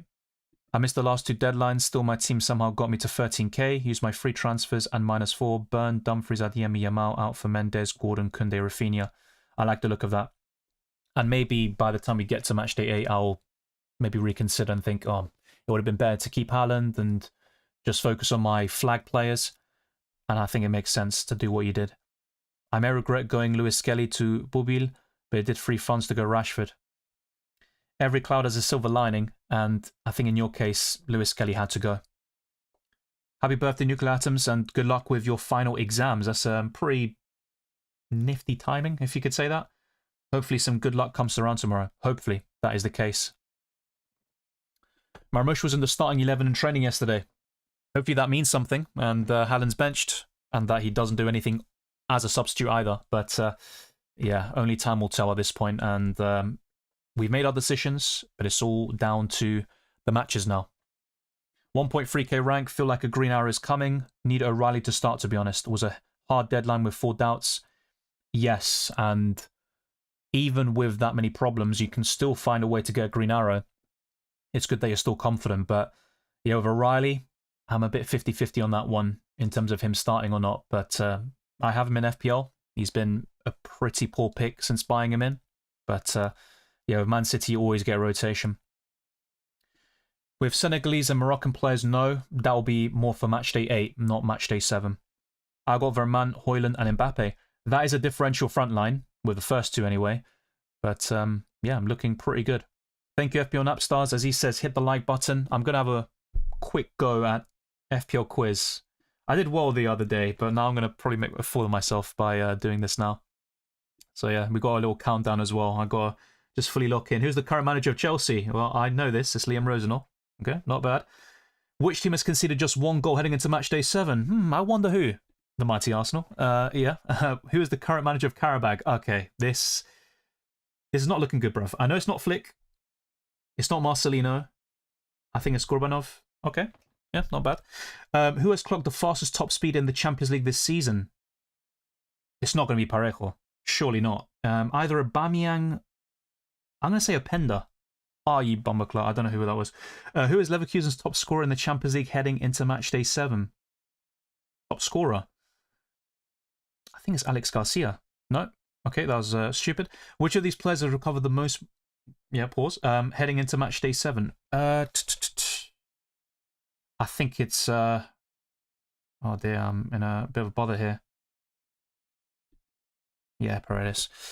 Which of these teams has taken the most corners heading into matchday 7? Of course, they put Arsenal in this list. I'm not sure if it is Arsenal. I'm thinking Bayern Munich. Let's go Arsenal. No, it's going to be Bayern Munich then. Who scored for PSV in the last 2 UCL matches heading into matchday 7? Yeah, okay, now I'm doing horrendous here. Which of these players has the most assists heading into matchday 7? Yeah, Aubameyang. Yeah, that one I know. Next up is which of these players has represented both Sporting and Paris? Yeah, Ugarte. I've seen that question, I think, before. So, yeah, I did kind of fumble in the middle part, but it is what it is, right? Good start, and then it went a bit crap. But it is quite a lot of fun. Daily quizzes, I'll be looking at that more often. And yeah, after the deadline, why not? There are many different games to play on the UCL Fantasy website, the Gaming Hub. So let's now go back to my team and remind myself of the risky transfers I made. I kept Gusto and Byrne, who are both in training. There's a chance they feature in matchday 7. I sold Haaland for Mbappe for a hit. Rafinha comes in for the suspended Yamal. And I bought Upamecano as well. So yeah, all done. All of my players on the bench are playing on the 21st, which is good. At least I got that right. And Mbappe is my Tuesday captain. Højlund got nothing to prove against Copenhagen. He doesn't really have much relation to them since his brother's not there anymore, says Zodiac. I think it's more the nationality thing that the viewer was talking about. Thank you, Cooker, too. Yeah, and it was fun. Very hectic, as UCL Fantasy Deadlines tend to be. I think Senegalese players have AFCON parade today. Makes sense. I didn't follow the competition too much, but when it came to the final, I did sort of back Senegal to win. But yeah, I watched extra time. It was absolutely bonkers, to say the least. Osman, I think, will play. I was asked about him quite a bit recently in this stream. Good luck, Dylan. I decided to have some fun on my Limitless. Captain Dembele, bought in Aubameyang and Vinicius over Mbappe and Vitinha, and took Enzo instead of Palmer. Definitely some differentials in there. You've gone against the grain and the template picks. We'll see how it goes. Regarding FPL, is it worth selling one of Semenyo, Foden to Rice or Rodgers, or just keep? I would just keep for now. They both face Wolves at home. What I would say, though, is if Foden starts and plays the full 90 today, then I would probably consider... Yeah, I'd consider selling Foden, but otherwise the plan would be to have both of them and a triple up in City overall against Wolves, and then sell Ngemic 24 instead. So, yeah, start one of Anderson, Van Heck. Yeah, I think that's where it comes down to. We'll talk more about this in the next FPL Deadline stream. A really annoying early morning meeting, says Keith. Where do you get your highlights of the match action? Highlights of the match action? Well, I usually see them on YouTube, and yeah, I check out different channels and yeah, broadcasters, so I can find the highlights fairly easily that way. And to be honest, with the Champions League, I usually tune into a couple of matches, especially the ones at 8 PM. So Stepaki says, I sold Alvarez for Mbappe, got Elise for Yamal, and Zappacosta for Benzabani. I think I should have sold Haaland and keep Alvarez and maybe get Chalobah, Cucurella. Well, some people in the chat were talking about Cucurella possibly being benched. I think he'll start, but there is definitely an element of risk with a lot of players this week, and I don't think many people are necessarily safe. You made some good transfers on paper. I ultimately sold Benzabani as well. I don't think he'll start, and all the Dortmund lineups I saw didn't have him either. But when I look at Bern and Gusto, I don't think they'll start anyway. But I'm just kind of hoping Gusto can get 60+ minutes against Paphos somehow. That is very wishful thinking. At least we'll see all the starting lineups in Matchday 8 before the deadline. Yes, that can lead you to overthink, but at least you have the information and clarity. Not like with this one where is Haaland going to start or not? And if it wasn't for this early kickoff between Karel Mati and Club Brugge, we would have seen how Man City are lining up, and that would have been very useful. Some people would have bought in Nico Riley as a budget enabler at the back. People would know if they should captain Haaland or keep them in their team or not. Yeah, I think that could be the make or break for me, if Haaland starts or not. Yeah, looks good, Oogie Boogie. Good transfers overall, like I discussed before. I did highlight that message. Yeah, I think Lewis Kelly had to be sold. Not ideal for City squads. If Carrot deadline was standard like the others, then we would have the City lineup. Exactly.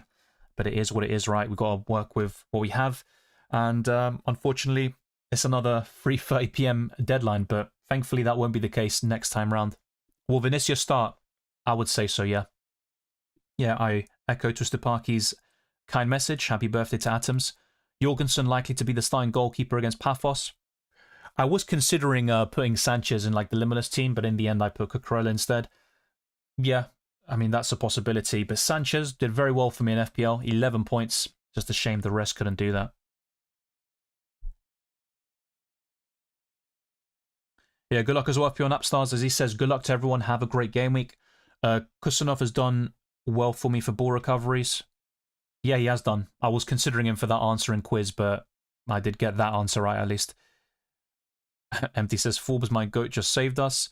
You don't pick Mendes for clean sheets, but the attacking return, same with Grimaldo. Mendes is a full package, though, and I still back PSG more defensively than Leverkusen, but I do understand your point, and I agree. That's pretty much why you have these players, not just for the clean sheet potential. Remember, this is not Enzo Maresca era. Liam Rosenau likely to do rotation, especially against Paphos. Well, Maresca did rotate quite a lot as well this season. Thank you, Nuclear Atoms, and have a great time. Good luck with your exams as well. Courtois, Nuno, Cucurella, Badshaw, Cherki, Elise, Fermi Lopez, Palmer, Mbappe, Haaland, Kane, Rafinha, Koundé, Dedic, and Neuer. So that is a Limitless team, right? Yeah, for anybody watching, I was quite consistent on that.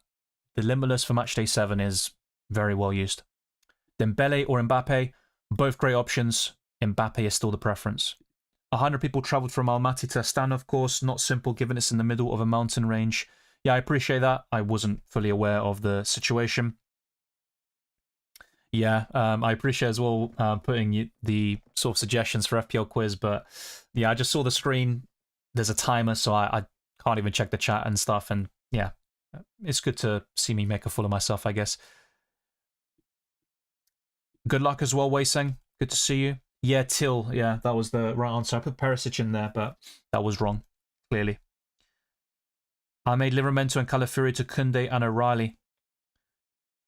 Yeah, Koundé's a good option for both Matchday 7 and 8. I'm a bit more concerned about O'Reilly. There is a chance he doesn't start. But yeah, with the benching against Man United, surely he starts against one of Bodo Glimt or Wolves, and I'm kind of hoping he starts in the latter. My gut tells me Haaland plays. Pep said he's fit, and Pep regretted rotating early against Leverkusen. Yeah, true. I forgot about that quote by Pep. That is a really good point. Yeah, Haaland will probably start and punish me. It is what it is, right? Are we likely to know if Burnham and Gusto are good to start before subs deadline? Probably not, to be honest. That's the way I look at it. Morocco playing dirty in some of the games, especially with the towels, is easy. Also, the change of playoff system. Top 8 will get the home advantage first until the semi-final. Yes. Yeah, that is true. And the higher you finish in the league phase, the more it benefits you on paper in the knockout stages. How many points from Mbappe captain would make you not switch to Kane? Probably 8 or more, even though Kane could outdo that. Yeah, I'd be quite happy with 8 points, and the more the merrier, of course. Brahim Diaz likely having mental trauma. Well, look, he took the responsibility, but yeah, the penalty itself was not good whatsoever. But yeah, it was a high-pressure situation, and Senegal ended up winning it. For the UCL, Sony live on YouTube uploads. Oh, okay. It says Nuclear Atoms. Okay, you didn't hear it from me. Empty says it's the same for us all. I think it's better like this. I don't know. I mean, just sort of rushing from work or, you know, having work commitments as well. I wouldn't say it's ideal for me, but everyone's situation is different. Salah captain in Matchday 8. That could be on the cards. Against Karabag, he still wouldn't be first on my list, but maybe in the top 10. It all depends on the situation between him and Slot, and does he get enough game time? Is the sharpness there? A lot of question marks, but that is definitely something to consider. Especially Morocco missing their chance to win AFCON after 50 years. Yeah, I saw those reports, but yeah, it is what it is, right? And ultimately, they didn't score in 120 minutes of football. Predict 6 help. I did show my predictions a few times, but here you go. I did change the Arsenal one from 1-0 to the Gunners to 1-1. I've got the same scoreline prediction for Tottenham Dortmund. This is still subject to change, in my opinion, but Sporting 1, PSG 3, Galatasaray 1, Atletico Madrid 1, Bayern Munich 3, Union Saint-Gilloise 0, and Chelsea 2, Paphos 0. I replaced Cucurella for Hincapié. Good move if the Chelsea player starts. I think he will, by the way, but some people might not share that sentiment. Is Adeyemi going to start? I think he will. He is a suspension risk, so if he is booked, he will miss Matchday 8. It's worth bearing that in mind. This was the last early kickoff this season. Yes, it should be. The rest will be at 8 p.m, so it will be different moving forwards. Nuclear Atom says, I already have Palmer in my FPL team, and he looks so tired that I really don't think he will be in the squad. Yeah, maybe that's a mistake of mine, suggesting him as an option on the Limitless. I think Matchday 7 is quite awkward when it comes to rotation and managing minutes. It's just Chelsea are still in a precarious situation when it comes to qualification. Parky says Roofs, Gabriel, Timber, Chalobah, Bruno, Foden, Semenyo, Rice, DCL, Haaland, Thiago, with Van der Ven, Garner, Chow on the bench, 0 free transfers left.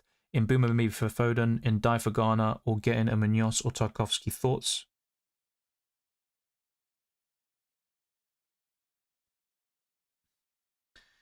Yeah, so I think with this one, 0 free transfers left, I wouldn't be taking a hit. So if Foden plays the full 90, I would be concerned, but I think he's a sell in Game Week 24. And I think for now, the planned transfers you got are looking solid, but in the long term, not for this week coming up. In Mbeumo away to Arsenal, he could still score, but the chances are slimmer than Foden against Wolves at home. Yeah, I think Ghana looks quite decent. I mean, buying in die for Ghana, I probably wouldn't do that just yet. I think that's more of a wait and see. Gang and Munoz or Tarkowski. I think Munoz would, be quite appealing to me, but Palace, of course, are in a very precarious situation. They've lost Mark Gay. They're winless in 10 matches across all competitions. Tarkowski might be the slightly better option right now, but Munoz is someone I look at in the next couple of months, and I think he could be a very enticing option. So I'd be more keen on him, I think, moving forwards. But in Mbeumo for Foden, do that in Game Week 24, not this week. I sold Ekitike, O'Reilly, and Cunha. Yeah, I've still got O'Reilly. He's on the chopping block. I just sold Cunha, of course, and thankfully the second assist he got, the third United goal, was disallowed. O'Reilly, yeah, he's been really poor for me, but Ekitike, very hit and miss for me as well. I probably would sell him in the coming weeks, but maybe not in 23, actually. Yeah, the deadline, unfortunately for you, was very early, 3:30 p.m. in the UK. I don't think Ben Sabani will play. I sold him, but then again, both Gusto and Byrne, who are still on my team, I don't think they'll start either. Ball Boy, not official staff, also involved in Tau incident, says easy. Yeah, I didn't see too much of that, and I wasn't aware of some of the things that happened.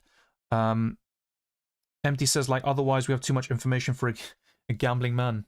Fair enough, I'm not going to suggest those sort of things, but it's good to look at the odds sometimes in the markets to see which teams are favoured to keep a clean sheet, win their matches, score 2+ goals, etc. Those are transfers for the next 2 weeks. Makes sense. I think that is the way to go. In terms of Ndai for Ghana, though, I'd probably leave it for now. Maybe we'll see something from Ndai that makes me think otherwise, but I think Ghana is still good value at 5.1. Does not matter on the Limitless if you have subs for tomorrow. I think it does matter. On the Limitless, the main appeal of that booster is to build a team that no one else can. You can go for very expensive players, and that includes Wednesday options that you bring on to your starting 11. By using the Limitless in Matchday 8, you can't do that. So essentially a wild card or a team that has a lot of luck or has been set up very well, they can essentially have a starting 11 that matches Limitless teams because they cheap out their bench in Matchday 8. So now for Matchday 7, and I've been talking about this since Matchday 2, where the Limitless is very useful, I think it's very important to have a strong bench there. 4 free transfers next Matchday, right, Dylan? Says Ignacio, not in UCL Fantasy, no. If you rolled, then you'll have free transfers. But yeah, that's the maximum you can have. You can only roll in the league phase of the Champions League. And normally you get 2 free transfers per match day. Yeah, Twister Parky says it's put me off Munoz as well. Yeah, that's why Tarkowski might be the better pick right now. But I was just thinking if Palace can get their act together, I think Munoz would be very appealing. I was lucky, only had Yamal flagged. Yeah, I've had I still got 2 of them, but yeah, a lot of flags in general. And now I'm just worried about Erling Haaland, but it is what it is. I was going to get Tavernier, but he's injured. Yeah, it's a hamstring problem that he sustained. Yes, I saw the goals yesterday from Brighton and Bournemouth anyway. But yeah, how's your performance in FPL so far in January? Mixed bag, leaning more towards the bad side. It was about Palmer. The bench makes the pick of Palmer worth it, says Empty. I only have wildcard left. Am I right in saying I should use it in Matchday 8 instead of saving it? There is the case of saving it for Matchday 13 like I did last season. There are some benefits to that, but you also get more free transfers in the knockout rounds, and that includes unlimited moves in Matchdays 9 and 11, which makes it slightly easier to navigate. So, yeah, with the wildcard in Matchday 8, I can see the benefits of it, but you do lose one of the main perks and advantages, which is long-term stability. You're making permanent transfers, not just for one match day, but for future rounds as well. In this case, it's redundant because you get unlimited moves in Matchday 9 regardless. So I wouldn't say you have to use the wildcard in 8. I wouldn't say that. Are Arsenal trying to make the title win in the last minute? Not really. They just played poorly against Liverpool and Nottingham Forest, really. But they're still top of the league by 7 points, doing well in the Champions League, winning every match so far. Carabao Cup semi-final, they got the win against Chelsea away. FA Cup tie against Wigan, so it's still a good season up until now, but I just think Arsenal lack the killer instinct, which has been the case since Arteta's taken over, really, and it has been for 20 years at this point. I think Arsenal lack a little bit offensively, and they need to find that sort of balance because defensively they're very strong most of the time, but even that has dipped a little bit, and I think creativity and goal scoring is a massive issue. Possibly Ake to Palace. That would be very interesting indeed, and a fairly decent move. A nice thank you for getting Mark Gay. Meant to say I was thinking a red arrow is coming, not so confident this game week, says Elias, and went with a differential captain pick of Vitinha.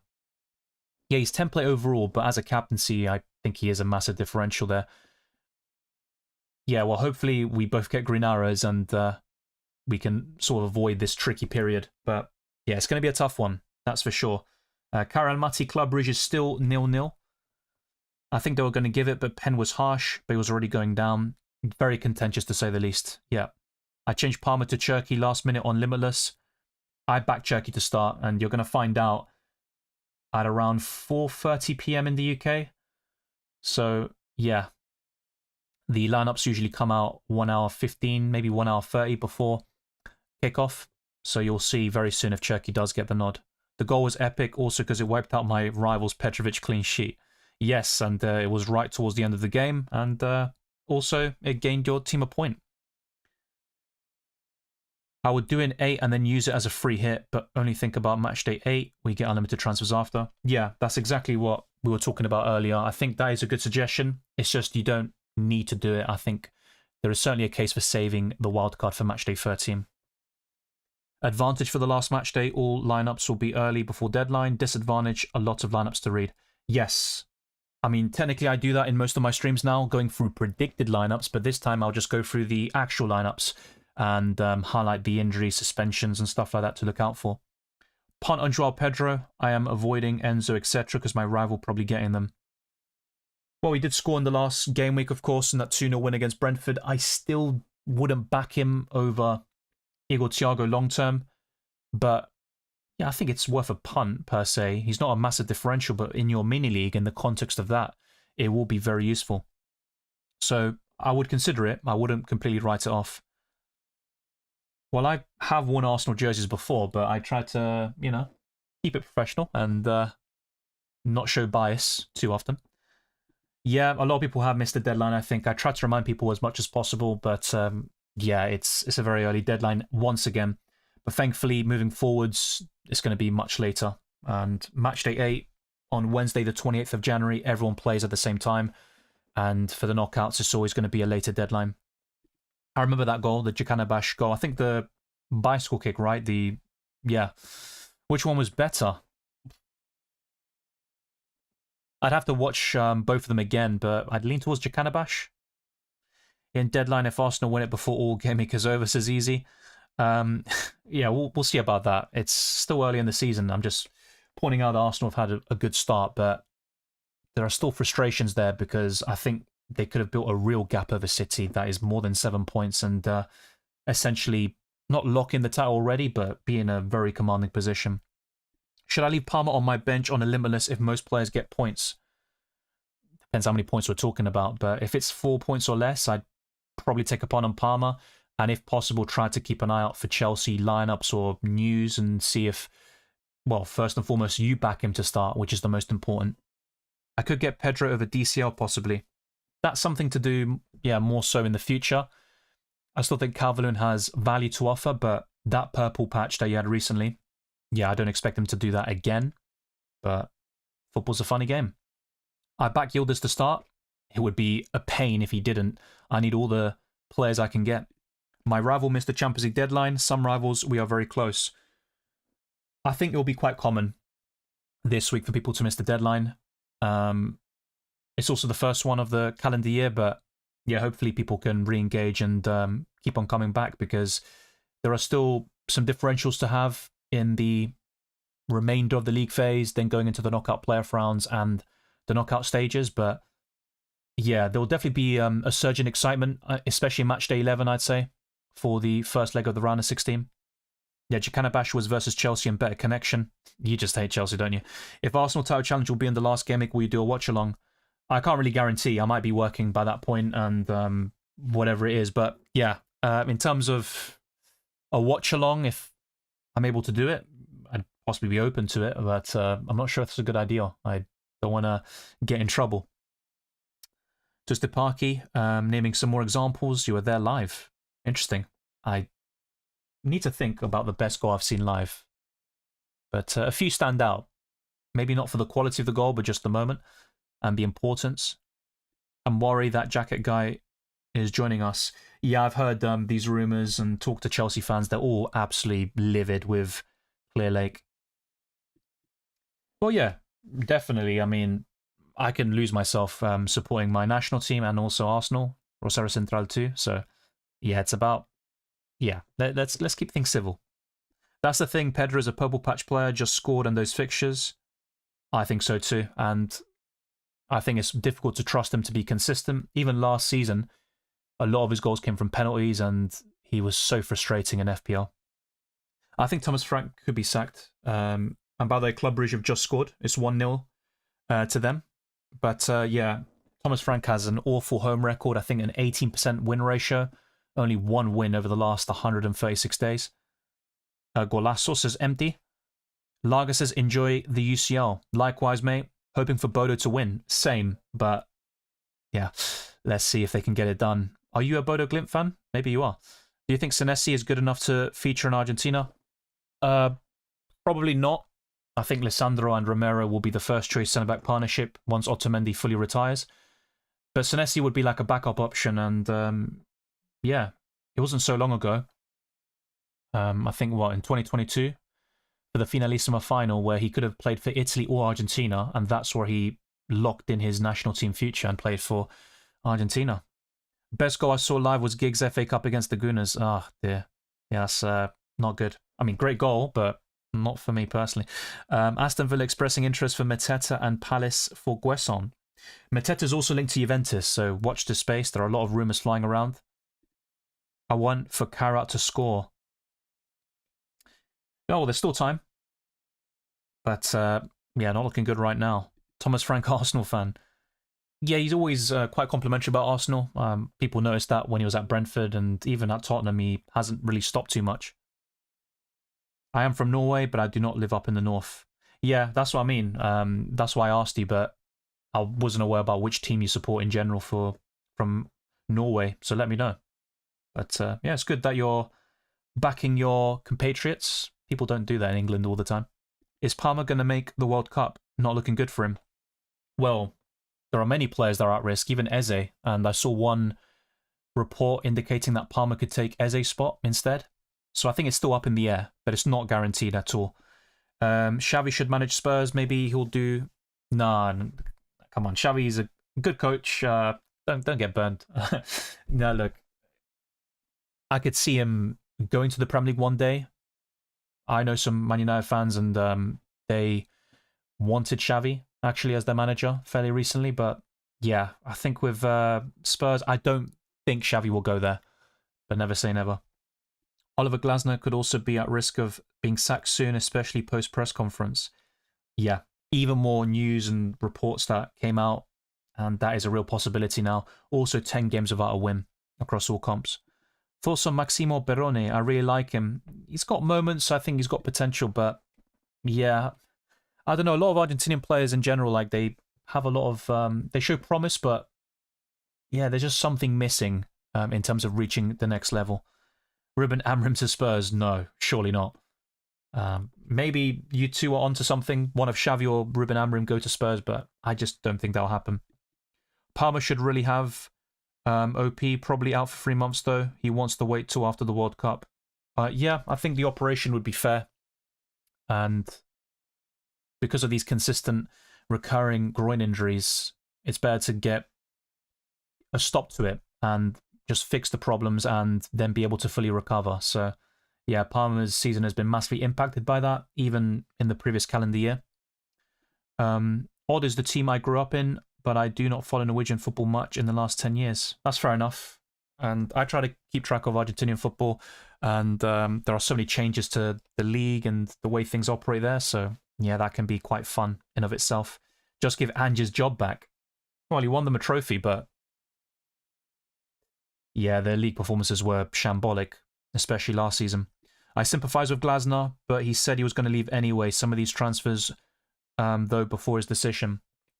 Yeah, but the fact that it all came out at once, Gay leaving, Glasner departing at the end of the season, it's a tough time to be a Palace fan, but they had all the highs back in May and August, winning the FA Cup and Community Shield.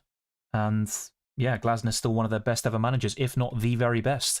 Thank you everyone for tuning in. It has been a blast talking to you for the past couple of hours. If you haven't already, like this stream, subscribe to the channel, hit the notification bell, and click the hype button on YouTube. Let's keep on growing all these social media platforms. That includes my Twitter, Instagram and Blue Sky, Dylan RCM. You can also find me by typing FPL Dylan. There's my Discord server, the UCL Fantasy League, and Spotify in the description. And leave a 5-star review on Spotify. It goes a long way to boosting us up in the algorithm. Where would Xavi go? Interesting. I mean, another rumour that I've seen is Luis Enrique leaving Paris Saint-Germain. If that was the case, then maybe Xavi goes there. I mean, it's very difficult to say, but you would assume Xavi would go back to Spain at some point, but Barcelona is really his main club. So, yeah, I think it's up in the air. I wouldn't say never to the Spurs one. I think it's a good suggestion. I just don't think it will happen personally, but we'll wait and see. Roy Hodgson back to Palace, definitely not. That's completely done there. Thank you, Bubble. Wrap up, great name. Back to work, meeting time. Good luck, Twisted Parky. A lot of meetings, right? Yeah, but I'm sure they're all good fun, and they can be, that's for sure. Take care as well, Twisted Parky and Red Brand 1. Thanks everyone for all the support, and good luck for Matchday 7, because guess what? I definitely need it with some of the transfers I've made and all the flags, the injuries and suspensions, but hopefully it's not too shabby. I'll see you very soon for more FPL content heading into Game Week 23, and next week, we do conclude the league phase of the Champions League with Matchday 8, so I'll be covering UCL Fantasy in more detail with a sort of best team combining the Limitless and the wild card, because it's all about the starting 11, only one captain, and you can't make substitutions, so it will be different. Essentially, it's like Matchday 17 for the Champions League final, and I will make sure that you're well prepared for every step of the way. So enjoy the football, and that includes the Cara Almaty Club Rouge game going on right now, and just keep on enjoying the content as well that I provide for both UCL Fantasy and FPL throughout the course of the season. And let's continue the discussion across all my social media platforms. Take care, enjoy the football, and I'll see you very soon for the next few streams and videos.